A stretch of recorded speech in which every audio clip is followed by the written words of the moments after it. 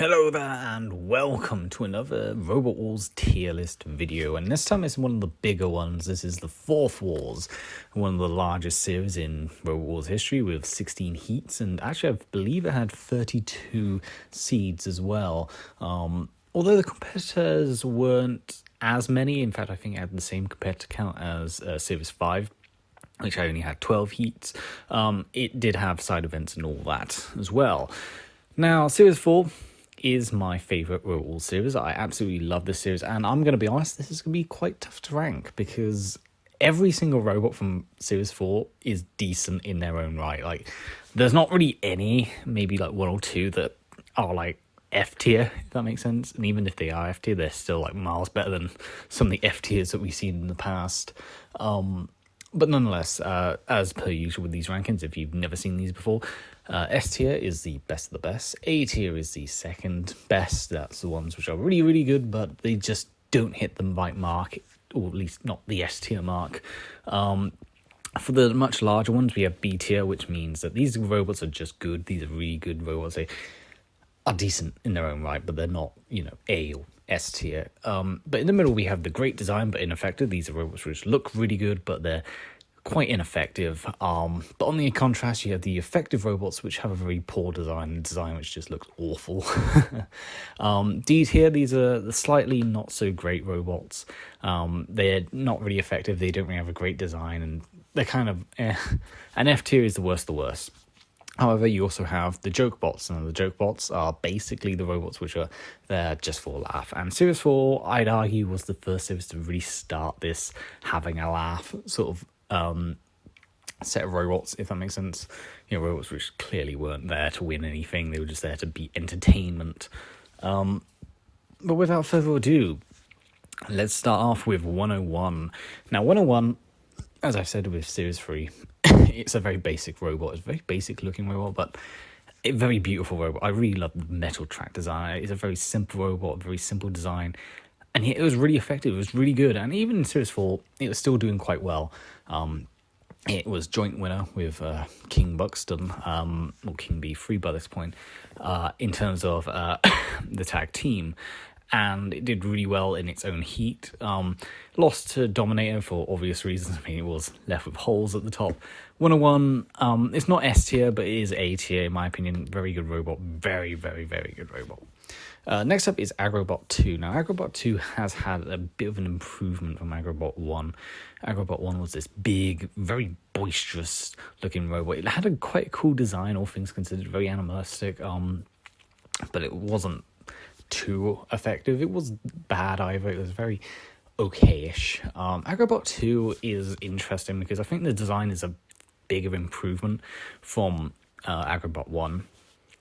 But in terms of reliability, this one just didn't seem as reliable, but it was pretty effective at the same time. Like, I don't want to give it too harsh of a criticism. Like, it's not necessarily great design, but ineffective. It's not necessarily effective, but poor design. Let's see. I think it's B tier. Like, honestly, it's B tier. It's a very decent robot. It's not brilliant, but it's not terrible either. Still, I think it's an improvement from the first Agrobot. Brilliantly so. Next up is Arnold Terminator. Now, that name, Terminator, it is with an E, not with an I. Just in case anyone gets confused if they're just listening to this in the background. That is its official name. It's meant to be taking a mick out of Arnold Schwarzenegger. So, obviously, this is Arnold Terminator. Quite an unfortunate name choice aside, but I really love Arnold. Arnold is such a great robot. It's one of those really underappreciated robots because it was a really good robot. It was effective. It was very simple design, but quite a good design nonetheless, with the weaponry, beautifully engineered. It was able to self-fight, able to bully other robots with that lifter.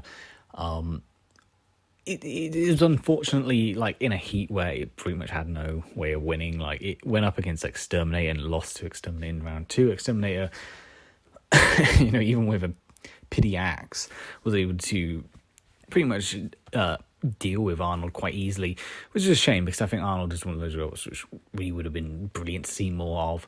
Extreme 1, we do see more of Arnold, and it does have the axe, overhead axe. Still, Arnold is one of those robots I wish we saw more of because it is a really good robot. This, for me, is A tier. I mean, I think Arnold is a fantastic robot. Next up is Attila the Drum. Now, Attila the Drum has a really good pun name, referencing Attila the Hun. Attila the Drum is a Axelbot, a Thwackbot, however you want to pronounce it. Unfairly, arguably, removed from round 1 by a judge's decision, although it did appear in the Annihilator, and in the Annihilator it caused tremendous amount of damage to opponents, especially to Razor. It managed to knock off one of the little side wheels which helped Razor self-right, and it managed to leave a massive dent in the side of Razor just by sitting and spinning. This thing was pretty tough and formidable. It's a shame we never saw it in Civ 5, or Extreme 1 for that matter. The team do return, of course, with Jackson Wallop, but this is a really good robot. Honestly, Attila the Drum is just a really good robot. It is unfortunately eliminated in round 1. I really don't agree with that judge's decision. I think, honestly, I think that was like Medusa should have gone, but then again, we would have lost out on the really good Chaos 2 versus Medusa fight, which is fantastic. Although then saying, yeah, what would Attila versus the Chaos 2 been like? Because honestly, I think Attila would have done quite well. Still, Attila, great design. It looks like a war drum of sorts. I love the little tassels and everything that makes it look, even more like a Mongolian warlord. It was very damaging, very effective, awesome robot. Next up is Atomic. Now, Atomic is interesting in my opinion because obviously a lot of people are going to be thinking of Atomic 2 whenever they think of Atomic in reference to Robot Wars. Atomic 2, I should say, is a beautiful robot, really powerful robot. However, this is Atomic 1. Atomic 1, it has decent look, and, it was a Heat finalist, arguably speaking, but my god, was it unreliable. Like, it lost it in the Heat final because it got flipped once. It got flipped in the first round and lost all mobility. He could barely, fight against King Buxton, and pretty much won through luck. Atomic 1 from Series 4 isn't as good as later versions of Atomic, and in terms of design, it looks way too big and bulky. It doesn't look as sleek and sexy as the second Atomic does. So, as much as I want to put it in the great design but ineffective category, I'm going to put it in D tier because it just really wasn't as good as the later Atomic. And obviously, you always have to start somewhere, and there you go. Speaking of great design but ineffective, we have Banshee. Banshee, I love the look of Banshee. Banshee's design is just beautifully horrific. This is one of the things I miss about a lot of modern robots, is that they miss out on the artistic visual style of things. They're more determined to make it look all, gritty and black and bold and whatever, which, I guess isn't too bad, but visuals are always something that I love, and Banshee is just such a beautiful, grotesque looking robot. I love the pink sort of flame design of the Banshee, the horrific head which has these little devil horns and the shrieking looking face. Banshee is definitely a great design, but in terms of effectiveness, it was awful. This thing I don't think it ever really spun up, ever. I don't think it ever spun up. I don't think it ever did anything, actually. I think it kind of just died. Even in the pinball, it was just so slow across the arena. It didn't really do much. So yeah, great design, but incredibly ineffective. Next up is Behemoth. Behemoth is much more, bigger. This time they've gotten rid of the rear axis. Now it's just the scoop. Behemoth from Series 4 was arguably a little bit less reliable than the previous Behemoth. But even then, I think Behemoth still did really well. Behemoth looks great. I love the curved sides this time. It's not, this bulky look to it. It still has that sort of like industrial, like robotic digger look. Bulldozer look, I should say. And obviously the yellow and black patterning looks great. Behemoth looks great. I mean, I love the little self-writing arms as well. This was definitely like the beginning of like the more modern Behemoth that we see later on. It was a little bit more reliable. It would be much, higher arguably, but I think it's still a deserving A rank. Like, it did really well in its heat, and in the Annihilate, it didn't do too badly. It kind of got screwed over when it got bitten by Razor multiple times, but nonetheless, still a great robot. Now, up next is Berserk 2. Now, Berserk 2 is unfortunate because Berserk 1, or Berserk 2 I should say, from Series 3 actually, Berserk 1 was Series 2, Berserk 2 from Series 3 was such a gorgeous looking robot. It had that metal skull look, it was really tough, it gave Hypno-Disc a bit of a scare, and it was quite effective, it was really good. Berserk 2 is just a massive downgrade. It's got thinner armor, it's weaker armor, and it doesn't look like anything. It's lost that, characteristic appeal. In terms of effectiveness, I guess it was slightly effective. It was, more or less the same effectiveness, but, as soon as it met Tornado, it was just game over. Really, what they've done is they've unfortunately downgraded the robot simply by changing the armor, and the reason for this was actually to make it self-right better, even though it could self-right in Series 3, but, that's beyond the point. Berserk 2, I'm going to put in the effective but poor design, because it still is the Series 3 Berserk 2, but it's just got a really awful looking, redesign, which honestly was a detriment to it. Up next is Bigger Brother. Now, Bigger Brother is not necessarily the powerhouse that is in Series 5, 6, and 7. This is the Series 4 Bigger Brother. This is the first, arguably, Bigger Brother, because the previous one was just Big Brother. Bigger Brother looks awesome. I think the look of Bigger Brother is really sleek, nice looking, quite ugly in a way, scrappy brown look. I think the brown look looks even better in Series 4. I think the coloration looks really nice. It almost looks leathery. It looks like leather. But in terms of weaponry and effectiveness, his weapon wasn't brilliant. It was like a little flicker. It just occasionally went tick, tick, tick. It managed to flip Claude Hopper over, but Bigger Brother, I think it's going to go in the great design. No, I'm actually going to put it in B tier. I'm going to put it above Agrobot, because its flipper was effective to an extent, but just it isn't the Bigger Brother that we are going to know and love. I think this is definitely a weaker Bigger Brother, but it's still the gorgeous look. I love the sort of leathery, sort of ugly, scrappy look to Bigger Brother, and the flipper looks great. I mean, what's not to love? Now, up next is Bolt from the Blue, and some people like to call this Salt from the Blue because they were very salty of their loss with Firestorm. And Bolt from the Blue, design-wise, looks great. I think Bolt from the Blue is really great. I think the zero ground clearance, which means it's virtually impossible to flip. It's got this really cool looking, sort of dark, black and silver lightning bolt design, which looks so great. Bolt from the Blue, design-wise, looks great. In terms of effectiveness, we didn't really see much of it. That's the problem. Bolt from the Blue is one of those robots which I think if we saw a little bit more, it probably would be much easier to talk about, but unfortunately it kind of got outclassed by Ming 2 in the first round, and then against Firestorm it got the occasional flip on Firestorm, but it then struggled to really attack Firestorm. It wasn't that aggressive. It just sort of sat in the center, just spinning around waiting for Firestorm to run up its flipper.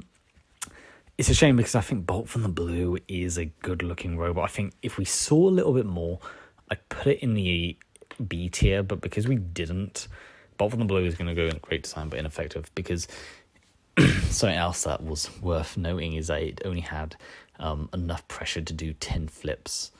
In other words, it couldn't do more than 10 flips, which is not the best thing if you are up against flippers in a series where flippers were starting to become a little bit more dominant. Up next is Bulldog Breed 2. Bulldog Breed 2 is a step up from Bulldog Breed 1. This is the first that uses the flipper, and even though it looks sort of like a weird triangular shaped robot, I think it does a decent job. Its flipper isn't too brilliant, but I think, it's still got a great design. It's still decent enough. This is the same category as Bigger Brother. Like, we're slowly getting to like the really juicy, really powerful, really boisterous robot, but for the time being, it's just beginning. It's just its first few steps. Bulldog Breed, still a really good robot. I think, it's more or less the same story with Bigger Brother. It's not there yet, but it will be. And when it is, it's going to be even higher. It's going to be much higher. Really good robot. Up next is Centurion. Centurion, this is the last time I think Ray Tate is with the Centurion team before he moves on with Sir Chromalot. Centurion, yeah, I've pretty much got the same reasons that I had in Series 3. I think the design looks great. I think effectiveness-wise, it's not the most reliable. That's the big issue. It's a shame because it's got decent weaponry. It's got quite a powerful flipper. It's got powerful axe. Design-wise, it looks great, but effectiveness-wise, it's not very effective. So, yeah, it's going to have to go in the middle. Speaking of designs, this is Cerberus. Now, Cerberus had unfortunate luck. It's one of the two robots that had really bad luck in terms of what happened when they were getting across to robot walls, and the weight issue. The weight issue meant that Cerberus couldn't have its head on, and it was flipped almost immediately, which is a shame because I think with the head on it doesn't look too bad. But unfortunately, it didn't have a head. Cerberus, it didn't have a head. It couldn't use its head. It was kind of, it's unfortunate, in my opinion. It's unfortunate because I think it would have been slightly better ranking if it did have its head on. But even then, I'm kind of disappointed that they got rid of the shiny, glossy armor, and they've replaced it with this really dull color job. This one is definitely a downgrade. I think it's going to go into D tier. It's a shame because Cerberus, Cerberus is one of those fan favorites. People really like him. I like Cerberus in a way, not to the extent as some people would, but I do like Cerberus. But it's a downgrade. Like, the color scheme is a downgrade. The weaponry didn't really seem like it was that effective. It's just this little spike thing that doesn't really seem to do much, and its head was non-existent. Next up is Chaos 2, the reigning champion, and Chaos 2 looks gorgeous. I mean, it's a very basic design, all things considered. It's basically a flipper with quite a high ground clearance, but the perspex back, I should say, looks beautiful, and the flipper, the black color scheme, the red logo, text logo, it's gorgeous. Like, Chaos 2 is just such a gorgeous looking robot. For something that is, in essence, a very basic robot, it's a basic flipper bot, it is just so gorgeous to look at. Chaos 2 just S rank. Like, this thing was just beautiful, and its fights in Series 4 were some of the best. Like, some of the best fights from Series 4 pretty much always involved Chaos 2. The way it flew through opponents around, the way it was just able to control the arena, it was beautiful. And even though it did struggle, it fought hard in this series. It fought really hard in this series. Its champion run in Series 4 was just beautiful. And obviously it kept its championship, which is the only time in Robot Wars that we've ever seen that. So, Chaos 2, deserving of S rank. Clodhopper is next, and Clodhopper is another great design but very ineffective, and the reason why is because it's a walkable. I love the little design. I love the little sort of insecty grasshopper look for Clodhopper. I love the little eyes on top. I love the little claws. It's not very effective. It was quite slow in the arena. It was very easily bulldozed and flipped about. Honestly, Clodhopper, I wish it was slightly better in a way. But, at the same time, I get what they're trying to go for is a gimmicky robot, and it's okay, but could have been better. Next up is Kronos. Now, Kronos, I quite like the Perspex C armor. I'm a sucker when it comes to Perspex see-through armor. I think that's such a great look for robots. Kronos is similar. It's got also this quite cool, snazzy sort of 90s neon greeny look on the side panels with all like the black dots and stripes and zigzags. It looks so great. Kronos, in terms of effectiveness, however, was not very effective. In fact, I don't think it actually did anything. Come to think about it, I think it kind of got pushed about, flipped, and then sawn apart by dead metal. It didn't really do much, which is unfortunate. But design-wise, I think it was quite a good-looking robot. Again, this is a very good-looking robot, just unfortunate. I'm going to put you there. Next up is Crusader 2. Now, Crusader 2 didn't necessarily qualify for Series 3, but did appear in the pinball. This time it actually qualified. And it looks more like a Crusader this time. It's got the English flag look, and I love it so much, not only because it's the English flag, but it, looks like one of the old Crusader armor plating, or, the way Crusaders used to look with English flag. You know what I mean. The white and the red cross. It is a gorgeous looking robot. In terms of effectiveness, it was pretty effective in its first round. I'd argue it was probably the best in its melee. But unfortunately, it met Mortis in second round and was axed, and the armor just sort of fell apart from the axe going straight through the robot, causing holes and what have you. But nonetheless, Crusader 2, gorgeous robot, and it was pretty effective for what it's worth. Arguably more so than the likes of Bigger Brother and Bulldog Breed, if you really think about it. I think it was just unfortunate in terms of what happened with it. So I'm actually going to put it in 80. I think Crusader is just such a good-looking robot. It's a shame they never reappeared, because that robot, good-looking, very powerful in its own right. It just had bad luck. But, that's the best way of putting it. Up next is Dark Destroyer 2. Now, Dark Destroyer 2, what the hell happened? I was going on about how Berserk 2 seemed like a downgrade, but at least Berserk 2 had a reason for why it looked the way it was. It's still the same robot, just different armor. With Dark Destroyer, on the other hand, you go from a robot which, may not have been the most effective, but it was at least decent, to a robot which is this big towering thing with little like cutting blade waggler things, whatever they are. What the hell happened? What the hell happened? Man, like, this is a massive downgrade from the previous robot. Like, at least try to improve where the previous robot failed. Maybe make it have a much more powerful flywheel. Maybe make it invertible. Instead of doing that to it. The design ain't too bad, all things considered. It's not like the worst thing in the world, but yeah, it's one of those robots where, all fairness, its effectiveness wasn't too bad. It was actually quite reliable. It was actually quite decent. But at the same time, it's a massive downgrade in terms of the design and look. It's the same argument with Berserk 2. It's such a downgrade in design and visuals, but at the same time it still worked. It was quite effective. It was, I think it was the only one that survived the melee with Dreadnought and Warhawk, because Dreadnought was KO'd, Warhawk died on its own, and this thing just was still alive.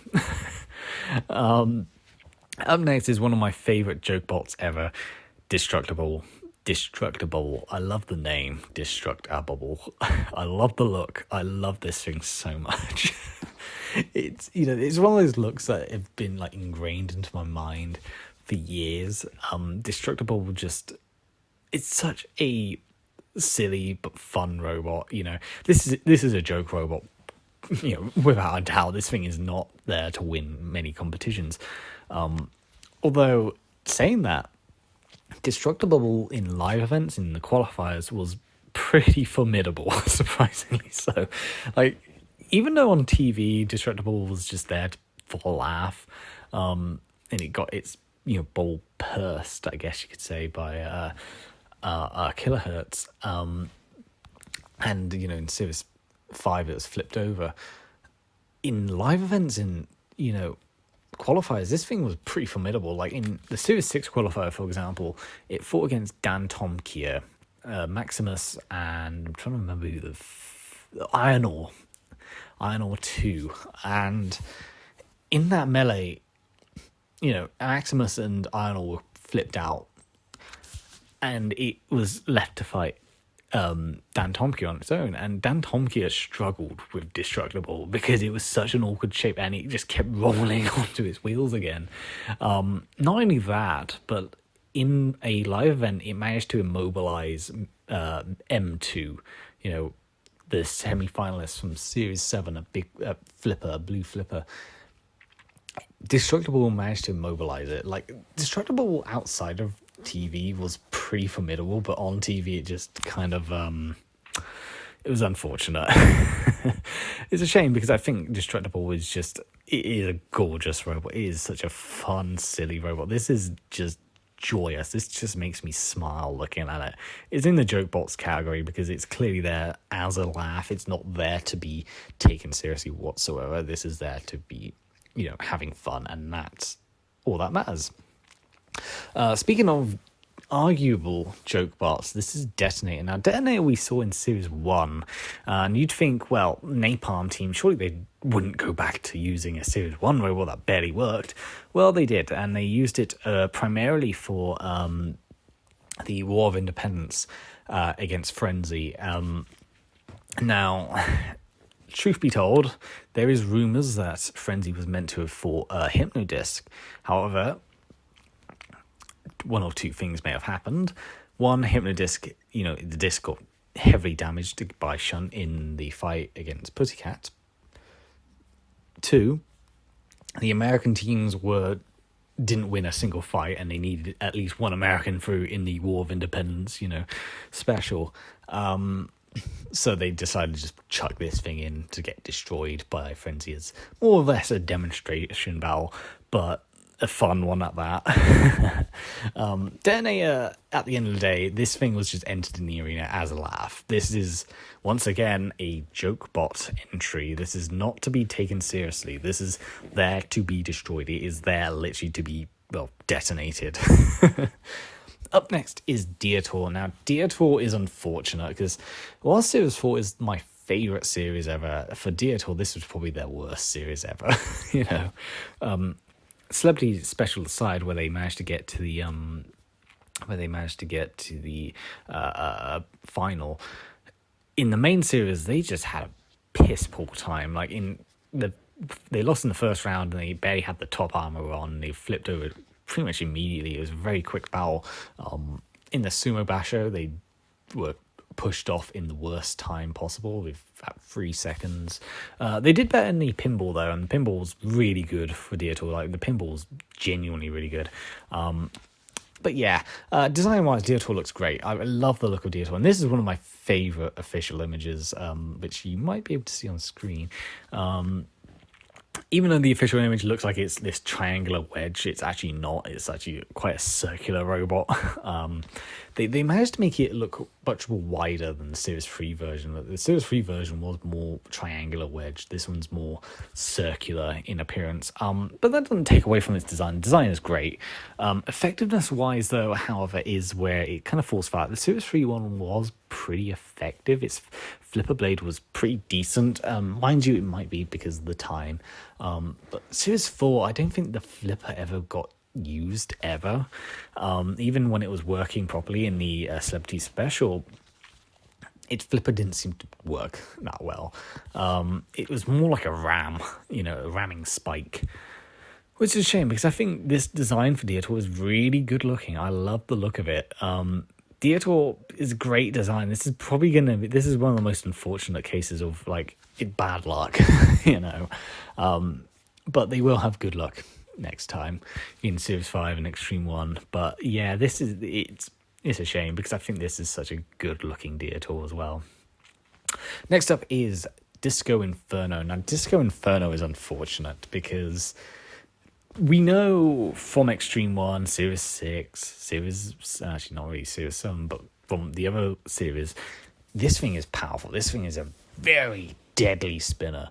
It can tear robots apart. In Series 4, it didn't do anything. In Series 4, it died under no pressure. It's weird because this thing looks like it would deal out damage, but it barely did anything. It just died straight away in both of its fights. It was in the Celebrity Special as well. It's a shame because design-wise, I think it's great. I think the record disc flywheel looks, brilliant on it. They do get rid of it in Extreme 1 and Series 6 because they just wanted to go with a more proper flywheel, which honestly helped it succeed. And I love the look of it. I love the little lights as well around the side that flicker, the little blinking lights. I think that's just great. Design-wise, it was great. Effectiveness-wise, just none. Like, the effectiveness is like at 0 for Disco Inferno. Next up is Dominator 2. Dominator 2. This is the first proper appearance of Dominator 2. Now, we've seen Dominator in Series 3. That was a different Dominator. I mean, it was the same Dominator, but it wasn't the same Dominator, if that makes sense. But Dominator 2, this thing is a beast. This thing was powerful. Its axe just went through robots. It did have exposed wheels, which kind of sucks. And it did occasionally have this like tape around the bottom of it, which it was a little bit weird. But the design-wise, I love the sort of bronze, sharp, triangular look of it. I love the flame decals as well. I think that's so great. Exposed wheels aside, this is just a really good robot, and the axe just coming down, slamming into robots. This is S tier. This is an S tier robot. Up next is Dreadnought. Now, Dreadnought in Series 3 was a surprisingly big improvement from the previous Dreadnoughts. Unfortunately, Dreadnought from Series 4 is really unreliable, and it really was quite poorly, to be fair, because it got hit by Warhog, and as a result, the second round, it barely worked. Dreadnought, despite everything, it looks great. Like, Dreadnought does still look great. It's still the same look from Series 3. It's still the XP1, whatever that means. Dreadnought is gorgeous looking. It's a shame it just doesn't work. I think that's the best explanation I can give. I'll put it in the great design but ineffective. Pardon. It's like I still need a cough. No, yes. Up next is Eric. Eric, everyone's, it used to be everyone's favorite meme machine. Now no one really gives a shit about Eric. Eric, I like the look of it. I like, it was much more effective this series. I think one of the improvements it did was it added like a more wider sort of like nose / flipper, which meant it was far more powerful in terms of its flipping capabilities. I think Eric is just really, really good. Can you tell these are done live? Eric. I think Eric is deserving of B tier because I think it was a good robot. That's really more that I can say. Unfortunately, Evil Weevil is a different case. Evil Weevil, not only has its design sort of gone to this bronze look, which kind of ruined what looked like a really good looking robot in Series 3. I really loved the black with the, colourful back pattern. Now they've just gone with a bronze look, which, I mean, it's not too bad, but again, not really the best. It's gone with an axe and the lifter, and this thing didn't really work at all. We didn't really see much of it, and unfortunately this will be the last time we ever see Evil Weevil. It did try to qualify for Series 5, and there is footage of this. It fought Panic Attack and it fought in other qualifiers, and I believe it actually did qualify for Series 5, but for whatever reason they withdrew. But Evil Weevil, I think Evil Weevil is just... like, I'm conflicted with the design. The design, on one hand, does look good, but at the same time, it's just such a downgrade from the previous. Like, I feel like they could have just continued improving ROM the previous machine. Like, maybe they just should have just had like a self-righting mechanism. Like, maybe the axe. I don't know. Evil Weevil, I'm going to put in D tier. I'm going to put it just behind Atomic, because I do have conflicted feelings. Next up is Fatboy Tin. Not Fatboy Slim, but Fatboy Tin. Fatboy Tin is a big robot. The stereotypical, boxy robot with the little arms and the, flicky heads and what have you, It looks just like one of those. This robot is clearly a joke bot. This thing is not going to win any competitions. This is here to have fun. It actually looks like a withdrawn Series 3 Walker called Iron Man, actually, coming to think about it, which is kind of interesting. I wonder if they're the same team. Probably not. But yeah, Fatboy Tin. I love the little basic smiley face on the front of it. I love the fact that they've got these like buttons and what have you to make it look like he's wearing like some sort of suit. This thing is here for a laugh. Again, this is just a joke bot. It's there for fun. I think it's slightly better than Detonator, but nowhere near as good as my beloved Destructible. Up next is Firestorm. Now, this Firestorm is arguably the Firestorm that we see from this point onwards, except for the fact that the colour scheme is reversed. This is the only time that it's red and yellow, although in the picture it looks orange and yellow. I think it actually is red. I'm trying to remember the official colour scheme, but yeah, it's weird seeing it in reverse colour, but it was reversed coloured in Series 4 for whatever reason. I actually don't know the reason, especially because you go back to the yellow and red rather than the red and the yellow. I mean, I actually quite like it no matter what. Firestorm, this is obviously the Firestorm that we're going to start seeing from this point onwards. This is such a good looking robot. Colour scheme, obviously I do kind of prefer the yellow and red. I think that's just way more iconic, but I still think this is a good looking robot, and it was pretty effective. I mean, I think the only problem it had was the little bouncing that it had, but I think they kind of got rid of that in the Heat final, and they even mentioned it when they fought against the Morgue.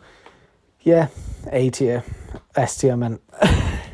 I don't think it's as good as Dominator or Chaos 2, but I think it's up there. I think it's a really good looking robot. I think it's a really decent robot. Yeah, Firestorm's great. Up next is Frenzy. Now, Frenzy, if you're a BattleBots fan, is a very recognisable robot because it was in BattleBots. This is one of few BattleBots competitors that appeared in Robot Wars.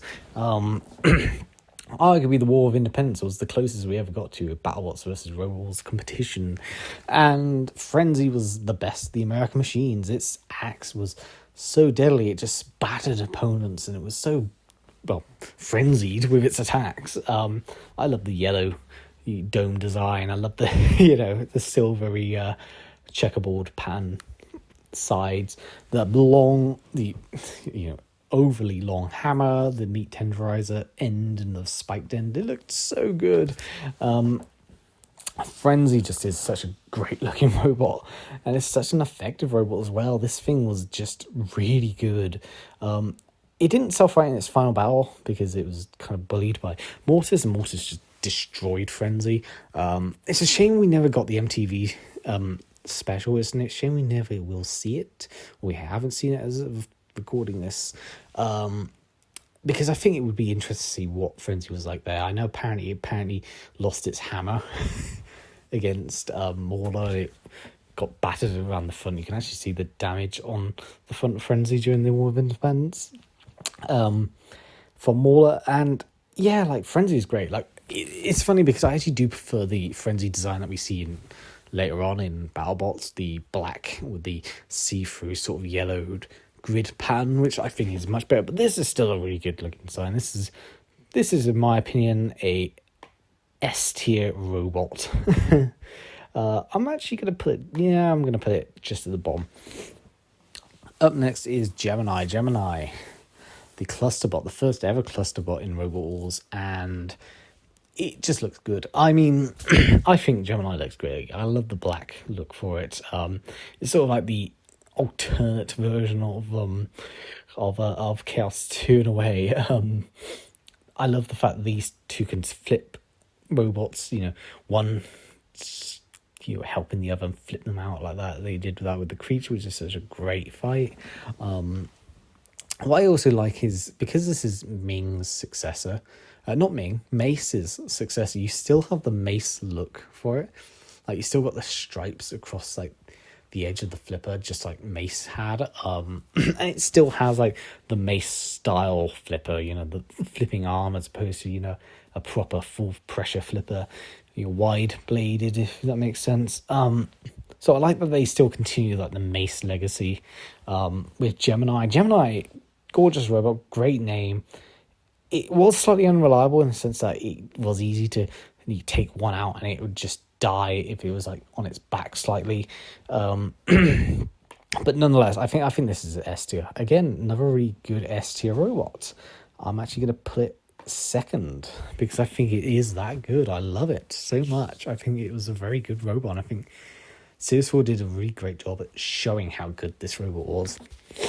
Up next is Ghettobot, and this is the first F tier robot.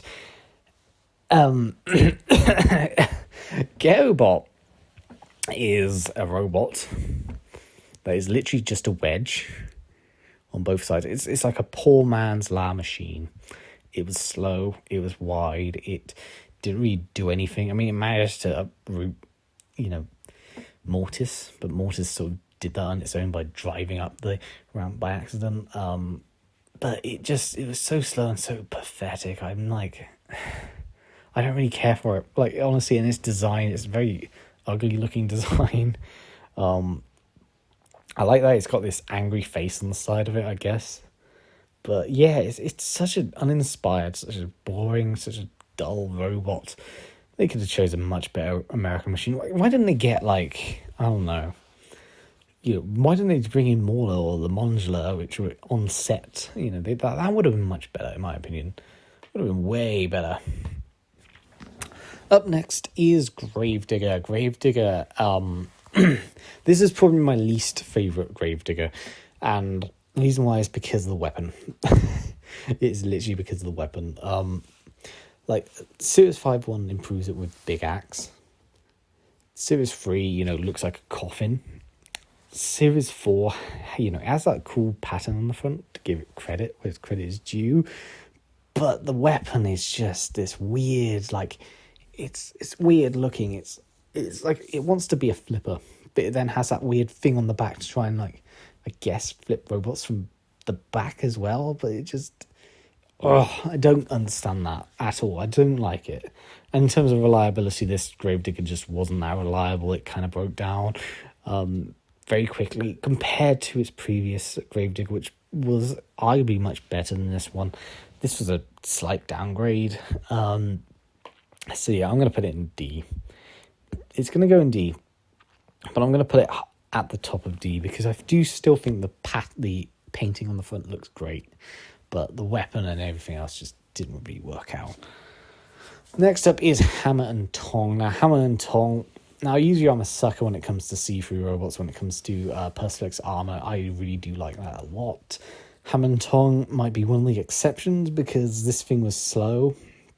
The weapon was, it was an awkward sort of weapon. I get what they're trying to go for. it's meant to be like an axe, but it's also meant to be a lifter. But then the axe, if it got into the ground, because the floorboards are wood, it got stuck, so it couldn't lift.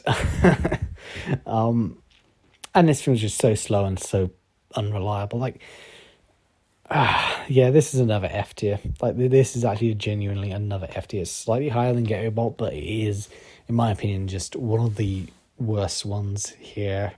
It's one of the few that I think are genuinely bad, that I just have nothing but contempt for. Up next is Henry 2. Now, Henry 2, seeing it in live events, it makes you wonder how this robot would have acted, because it looks like it could have been slightly decent. The Debenhams event, which is quite infamous, from 2000, around the time they were filming Robot Wars Series 4, it looked like it was pretty decent. And design-wise, it's quite a weird, funky design. Like, I don't know what to describe the design. It's got, like, exposed wheels, but at the same time, the armor and everything looks like it's warped. It almost looks like what they've done is, for the design, for inspiration, they've just got a ball of paper and scrunched it up, and that's what you get with Henry 2. The flipper looked pretty decent, but it's a shame because we don't really get much out of it. Live events aside, which it did show it had potential, this thing it's kind of unfortunate, in my opinion. I think had we seen more, it would have been better, but we didn't. So I'm going to put it in D tier, because it's not F tier necessarily, because it has proven pedigree, but yeah. Up next is Humphrey. Now, Humphrey, I love the design of Humphrey. I think the Humphrey design is great. I think it looks like this weird sort of like alien car thing. I love the little alien critter at the front. It almost does look like a green critter from Critters. Driving Humphrey. I think that's such a great little detail. I love it so much. I think Humphrey's look is great. I think the weapon looked decent. Unfortunately, Humphrey didn't really do much. It got KO'd quite quickly. It has a yellow sides, which is kind of weird, and the bottom of it has this like biohazard like warning on the front. In fact, Humphrey, and this is an interesting fact about Humphrey. Humphrey is a robot that has appeared more times than any other robot, and that's because it appeared in the Series 5/Extreme 1 opening. The opening where you see Kilohertz cam and he's going through. Humphrey is shown when he's flipped over in front of Kilohertz. So Humphrey technically has the record for the most appearances in Robot Wars. And, this Humphrey has the most appearances in Robot Wars. So, there's a fun fact for you. But yeah, I think design-wise, it's great. Effectiveness, it just wasn't. So yeah, Humphrey, you're gonna go just there. And up next is Hypno-Disc. Hypno-Disc, what a massive improvement from Series 3. This Series 4 Hypno-Disc, in my opinion, was the deadliest Hypno-Disc. This thing was just evil. It was brutal. It was evil. The way it just tore robots apart. The way it just, sliced the batteries in half in 2 of its rounds. I love the design as well for it. Like the more slim dome esque flywheel, as opposed to the thick flywheel they used in Series 3. This one was dome shaped, and it made it more powerful, made it more deadly. They fixed the problem of having to stop and start in order to get the flywheel up to speed. They've added a Shremek, which barely got used, which is a shame, because I think the Shremek was pretty effective. We do see this in Series 5 and Extreme 1 though, so and the spikes. I love the back of this version, just the fact that it's got all these spikes, 2 spikes in the middle and there's 2 spikes at the back. It looks so great. Hypno-Disc from Series 4 was and is the best of the Hypno-Discs, and it's a shame that it never got to fight Chaos 2 again, because it would have been so interesting to see these 2 fight again. But nonetheless, Hypno-Disc Series 4 is a beast, and I don't know where to put it. Do I put it in I might actually put it above Chaos 2, because this is the best looking Hypno-Disc. The best in terms of reliability. I mean, unfortunately, it met Pussycat in the grand final, who took out its wheel and then his shunt destroyed its flywheel. the improvements it made from Series 4, 3 I meant, massive, and it was game changing. This Hypno-Disc, fan-fucking-tastic. Up next is Indefatigable. What a wild name. I love the look of Indefatigable. I love the sort of forklift design. I think that's great. I love the colour as well. The colour is really gorgeous. Like, it's a really gorgeous looking robot. That's the thing about Series 4.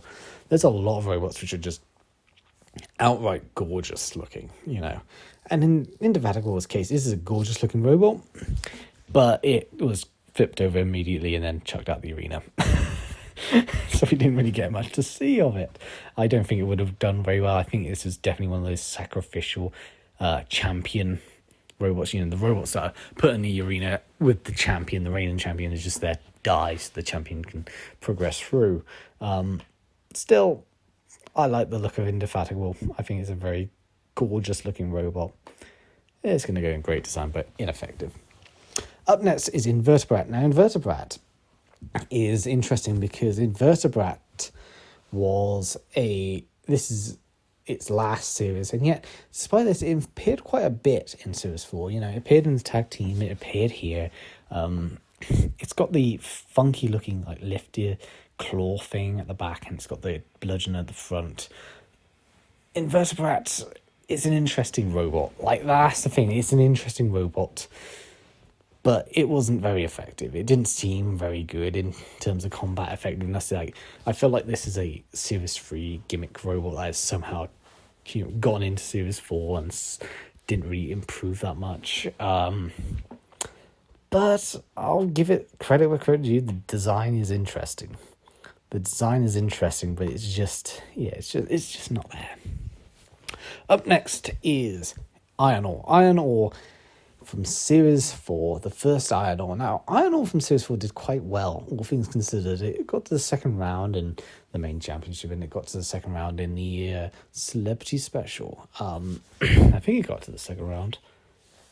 Yeah, it did. I think it did. No, I don't think it did, actually. Come to think about it, I think it actually lost in the first round. Never mind. Iron Ore is... I love the old word art being used on robots back in the day. I think that's so great. I think it looks so rusty and so, like, gritty looking. I think that's really quite appealing, honestly. In terms of effectiveness, it wasn't that effective. It was quite slow. It's, you know, Axe was not the best, all things considered. However, I believe this was the first robot to use its axe as a self-righting mechanism. Surprisingly so, Iron Ore was able to, you know, self-right with its axe.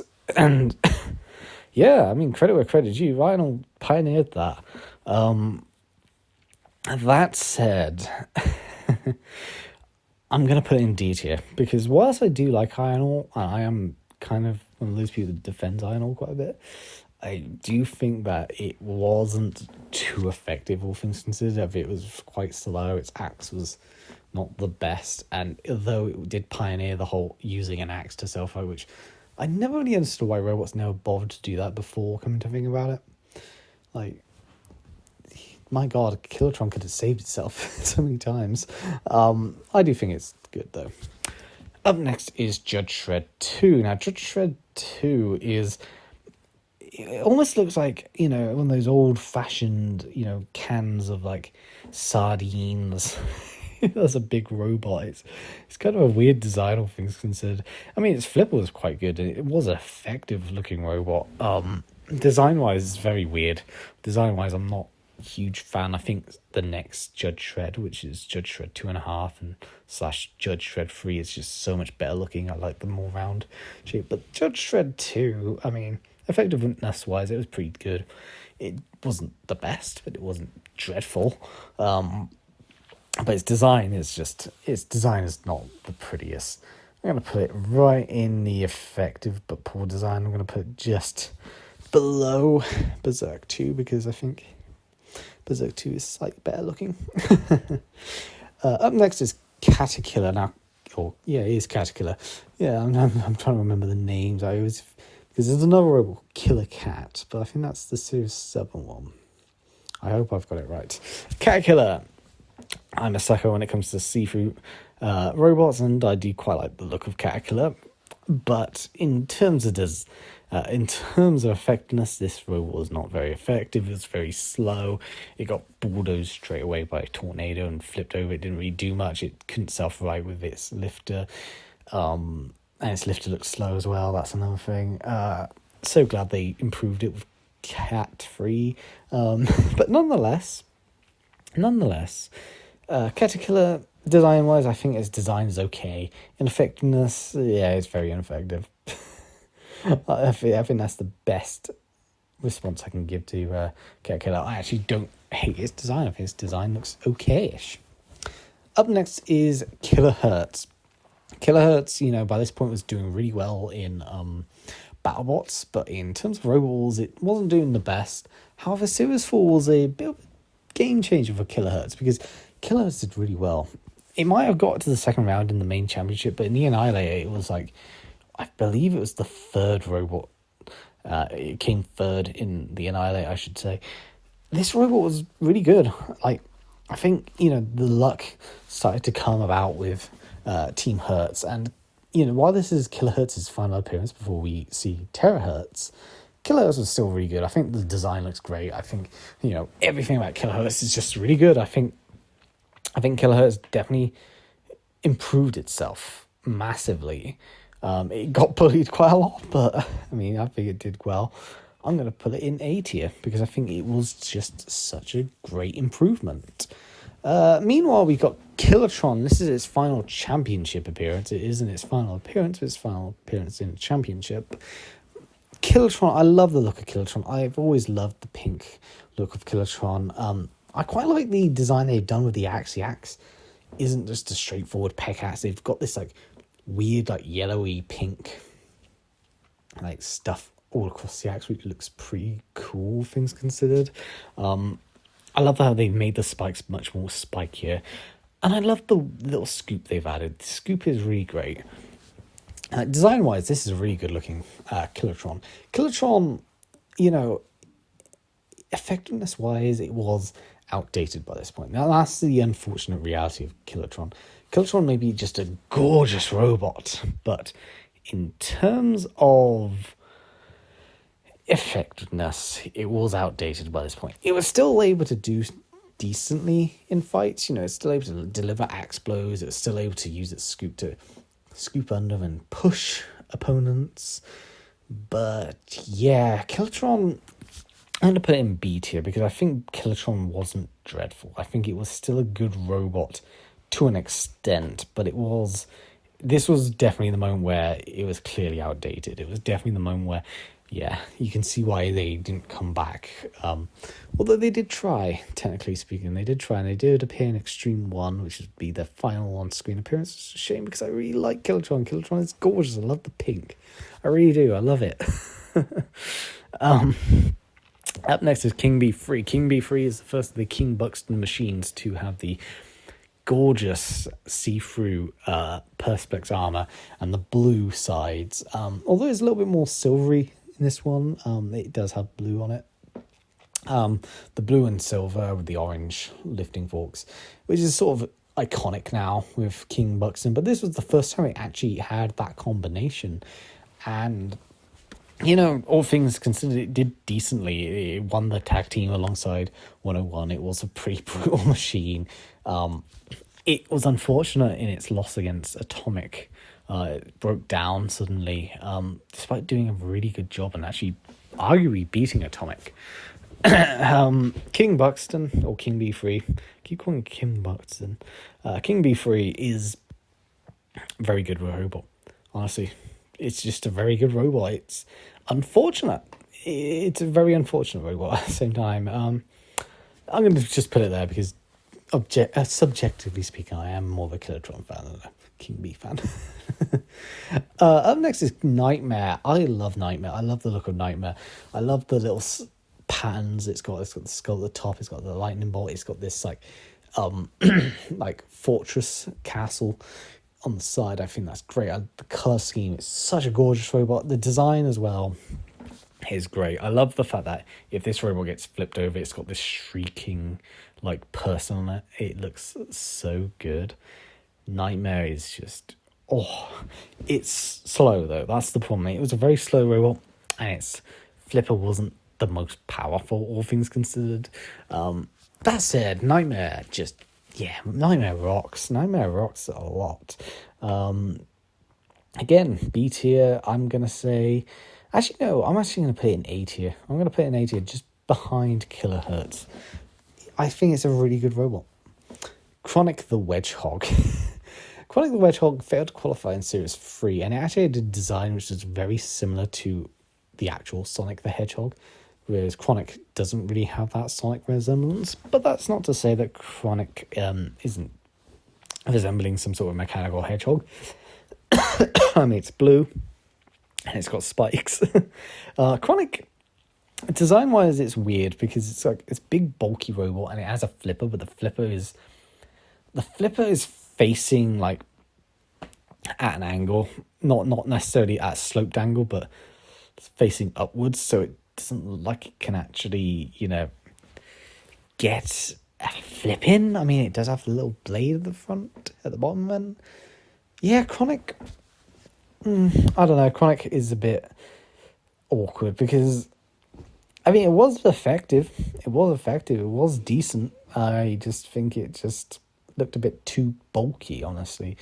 I'm gonna put it in B tier, and I'm gonna put it higher than those ones because I think it is decent. It's just, yeah. Up next is Little Fly. Little Fly, I love the grungy sort of look of it. I love how dirty and rusty it is. It's funny because when it initially qualified, it was just completely black with a little title, with a little text saying Little Fly on the front of it. But I actually like this design. I really like the look of it. It's a very ugly looking robot, but it's that beautiful ugly, if that makes sense. Effectiveness wise, it is reliable. Damaging wise, not very damaging. But it got to the heat final and it was decent. It's temporary where the blade would hit a robot and then it would stop. It's a lawnmower blade robot, which obviously isn't the best type of robot to have. But Little Fly, I think, was very good. I think design wise, it looks gorgeous. And in terms of effectiveness, it wasn't too bad. Up next is Major Tom. Now, Major Tom is different compared to its successors in the sense that the other Major Toms were these go-kart sort of buggies, not go-kart, bumper cart buggies with like a blade. This one is this big barrel with a big whatever that is on the front lifter. Major Tom, I'm going to be honest, I don't think Major Tom is in the competition for any serious reason. I mean, just look at it. This thing is not going to win anything. It's there to have fun. I really like its design. I love the little head of Major Tom, and I think the battle between it and 101 is one of the most memorable fights ever. Just the way the head just shatters a shunt, just delivers an axe blow. Such a great fight, that one. Such a memorable moment of Overwars. One of the most memorable of all time, I'd argue. Major Tom, yeah, design-wise, I love the little Union Jack on the front. It's quite interesting looking at the original design of Major Tom, because I believe it tried to qualify for Series 3. It didn't succeed, obviously. And in the qualifiers for Series 4, it had this shooting star, which was more, referential, I guess you could say, to the Major Tom character that was created by David Bowie, as opposed to this one, which is not very referential for that. But nonetheless, I love the design, I love the look of the robot. It wasn't that effective, but then again, I think this is a joke bot. Like, without a doubt, this is a joke bot. This thing is not there to be in the competition for any serious reason. This is there to have fun. And have fun it did. The 101 fight, even though it lost, is hilarious. It is truly fantastic. Like, Major Tom has some of the best fights in terms of humor. Like, they really are one of the funniest robots out there. Up next is Maverick. Now, it's interesting because I've actually filmed the, recorded the Nickelodeon Nickelodeon video, and we saw its successor, Rick. Now, I really like Rick. Rick is a really good robot. Maverick, on the other hand, is obviously the predecessor to Rick, and other than its design, which I think is pretty cool, I love the fact that the tongue is the little flicker. It wasn't very effective. This thing could easily be flipped and it wouldn't be itself right, despite the fact that it has a flipper. Nonetheless, I really like the design. I think the design is great, and I do like that they carried on that design sort of with Rick. So yeah, I'm going to put this in the great design but ineffective. I mean, yeah, it's a bit bulky, but I still quite like it. I'm going to put it there, just around where Kronos is. I think that's a good placement. Up next is Masakari, and Masakari is interesting because Masakari, as recently revealed, was a very powerful robot in its qualifiers. In its qualifiers, Masakari was able to just tear through robots, and it was deadly. It was shockingly deadly. It could have given Hypno-Disc run for its money.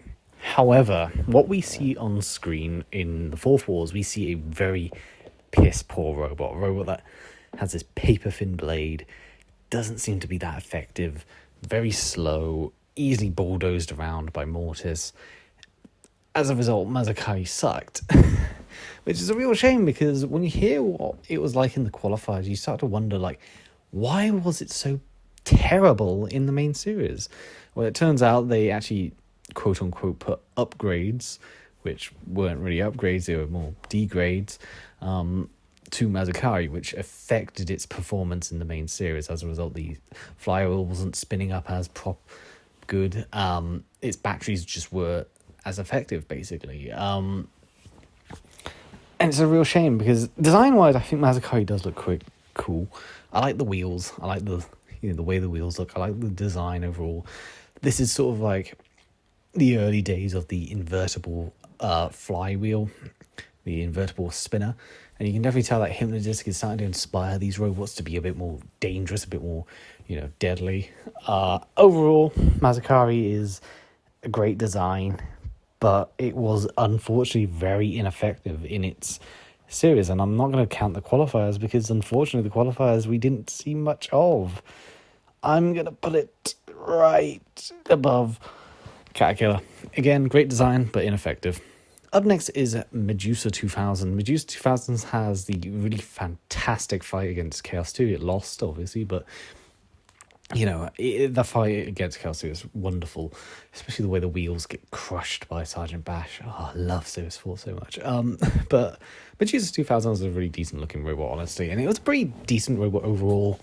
It was quite aggressive, quite speedy, quite powerful with its rams. It's got a drum on the back. So design-wise and effectiveness-wise, it was pretty good overall. It was just sort of let down by, being in the champion heat, which meant that, it was just going to die no matter what. Chaos 2 certainly proved that by throwing it all over the place and almost throwing it out at one point. And of course, Sergeant Bash just destroying the wheels. It was over for Medusa 2000. Medusa 2000, I'm going to put it in B tier. It's going to be a low B tier, but it's still a B tier robot. I think it's a very good robot, very decent robot overall. Up next is Millennium Bug. Now, Millennium Bug, I have some thoughts on this. Like, on Techno Games, Millennium Bug was clearly a proper competitor. It was there to, go ahead and do things properly. But in Robot Wars, I feel like Millennium Bug was more of a joke bot more than anything. But, when you look at Millennium Bug's design, I really love the look of its look, by the way. It looks like a computer chip. It's fantastic. But when you look at its design, when you look at how the team are acting, they got that silly little dance, which that kid in the background is just embarrassed by his parent, by his father doing, and his grandfather, I think it was, which is quite funny when you see the VT. But yeah, overall, Millennium Bug, I think, is a joke bot. It was not there to be taken seriously, and it was there to have fun. And I think design-wise, the design is fantastic. I think, looking like a gigantic computer chip, I think that's great. The big forklifts and the not a drum, the bludgeon on the back, I think works to its favor to an extent, but this thing was not going to win any battles. Let's be honest now. I'm going to put this right up there on the joke bots. Again, not to be taken seriously. There you go. Up next is Millennium Bug. Again, another joke bot. By this point, Millennium Bug wasn't really there to be taken seriously, and we see this in the Razor fight. You know, they sort of just take the abuse with very little regard, honestly. Like, the way Razor tears off each wheel and they're just laughing their heads off. You know, clearly they're there to have fun. And to have fun they did. I love the hair on top of it. I'm glad they gave it hair again, because, you know, the hair was fun in the Series 2 version, and it was funny here. It worked to its favour, especially when Shunt, you know, gets his axe in and drags the hair off. Looks like spaghetti. But yeah, Millennium Bug is perhaps more famous because of the Razor fight, just because it was just torn to pieces and that the wheel being pulled off one by one. Like, you know, it's been described as this, but like a schoolboy pulling the legs of a spider, as they've described it. I totally agree. Millennium Bug, clearly a joke bot. It's not there to be taken seriously. It's there to have fun, and it definitely did have fun. It's a shame we never saw it again, but then again, you know, let's be honest, it wasn't going to win anything. Up next is Ming 2. Now, Ming 2, for me, is a massive improvement over Ming 1. Ming 1 wasn't too bad, honestly. You know, design-wise, it had its idea there. You know, the idea was there. But Ming 2 is a fantastic robot. This is the best of the Ming series. It's a brilliant shape. I think it looks fantastic. The flipper was pretty powerful. It was pretty good. It's pretty aggressive as well. The one massive downside is that it was unreliable. Now, in Ming 2's history, Ming 2 got to the second round in the main championship and broke down after being battered by the Morgue. In the War of Independence, it broke down after one hit from Frenzy. So yes, Ming 2 has terrible reliability, which is a real shame, because I think Ming 2 is the best of the Ming series. I think it's such a gorgeous looking robot. I love the look of it. I love the way the logo is stylized at the front as well. I think Ming 2 just looks fantastic, and I feel like if they just kept going with this sort of design, Ming would have been a pretty formidable robot, but instead they decided to go with that stupid claw design, which just, it didn't benefit them at all. Ming 2, I think, is a great robot, but it's unreliable, and whilst I would like to put it in the ineffective category, it was effective enough. I think saying it was unreliable because it got battered quite badly in a particular place isn't really good enough for me, so I'm going to put it in B tier. I'm actually going to give it the benefit of the doubt and give it B tier, and I'm going to put it right up there. Actually, I might get it higher than Killertron. Yeah, like Ming 2 is just really good. Ming 2 was really good, and it's a shame they never continued with this design. Up next is Mortis. This is the final Mortis. Mortis from Series 4 was more or less the Series 3 version, just painted black. It's interesting because the Series 3 version does appear in Series 4 in the War of Independence, because that was filmed around the time of the qualifiers and the MTV pilot. As a result, you know, they had the original Mortis as opposed to the one that we see eventually. I really like the black color scheme. I think that looks pretty cool. Mortis in Series 4 is a really good robot. Like this, they sort of ironed out a lot of the problems from the previous Mortis. Is a lot more aggressive, a lot more dangerous, a lot more, you know, in your face, going to try and kill you. Mortis, I think, worked so well in Series 4, and it was deserving of winning the War of Independence. I'm so glad they won something, because I think that was, you know, great for them. Mortis Series 4, I think, really good robot. Like, the lifter worked, the axe worked. You know, there was some difficulties with the traction. Like, it obviously, you know, turned about a little bit too quickly for its own good, but, you know, every Mortis machine had that problem. But nonetheless, Mortis, I think, goes into A tier, and I'm actually going to rank it higher than... I'm actually going to rank it at the top, because I think Mortis is just that damn good. Mousetrap is next, and Mousetrap, it's one of those, you know, personal favorites of mine. I really love the look of Mousetrap. Mousetrap looking like a giant mousetrap is beautiful. Effectiveness wise, it was pretty effective in Series 4. It trapped opponents, it slammed down quite hard on them, it used its wedge to get under very robots. Massive improvement from their previous machine. Was it Tri-Terabot, which was this really awful green triangular robot which didn't work. This one worked, and the design is probably one of the best designs in robots. I think it's such a fantastic and clever design.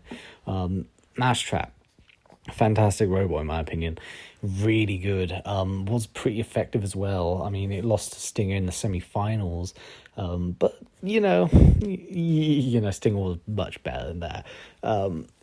Honestly, Mousetrap I think goes into A tier. I'm going to put it in A tier because I think it's just that damn good. I'm going to put it just around there because I don't really want it to be higher than the others because I think those ones are slightly better. But Mousetrap was still very good. Even if, it didn't really get hit on trap mechanism onto robots that well, but when it did it and it was really good, really powerful, really slaps them on.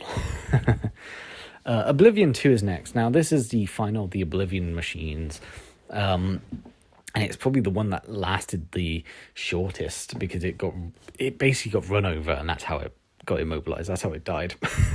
A robot got run over by another robot and died because the aerial got sliced off.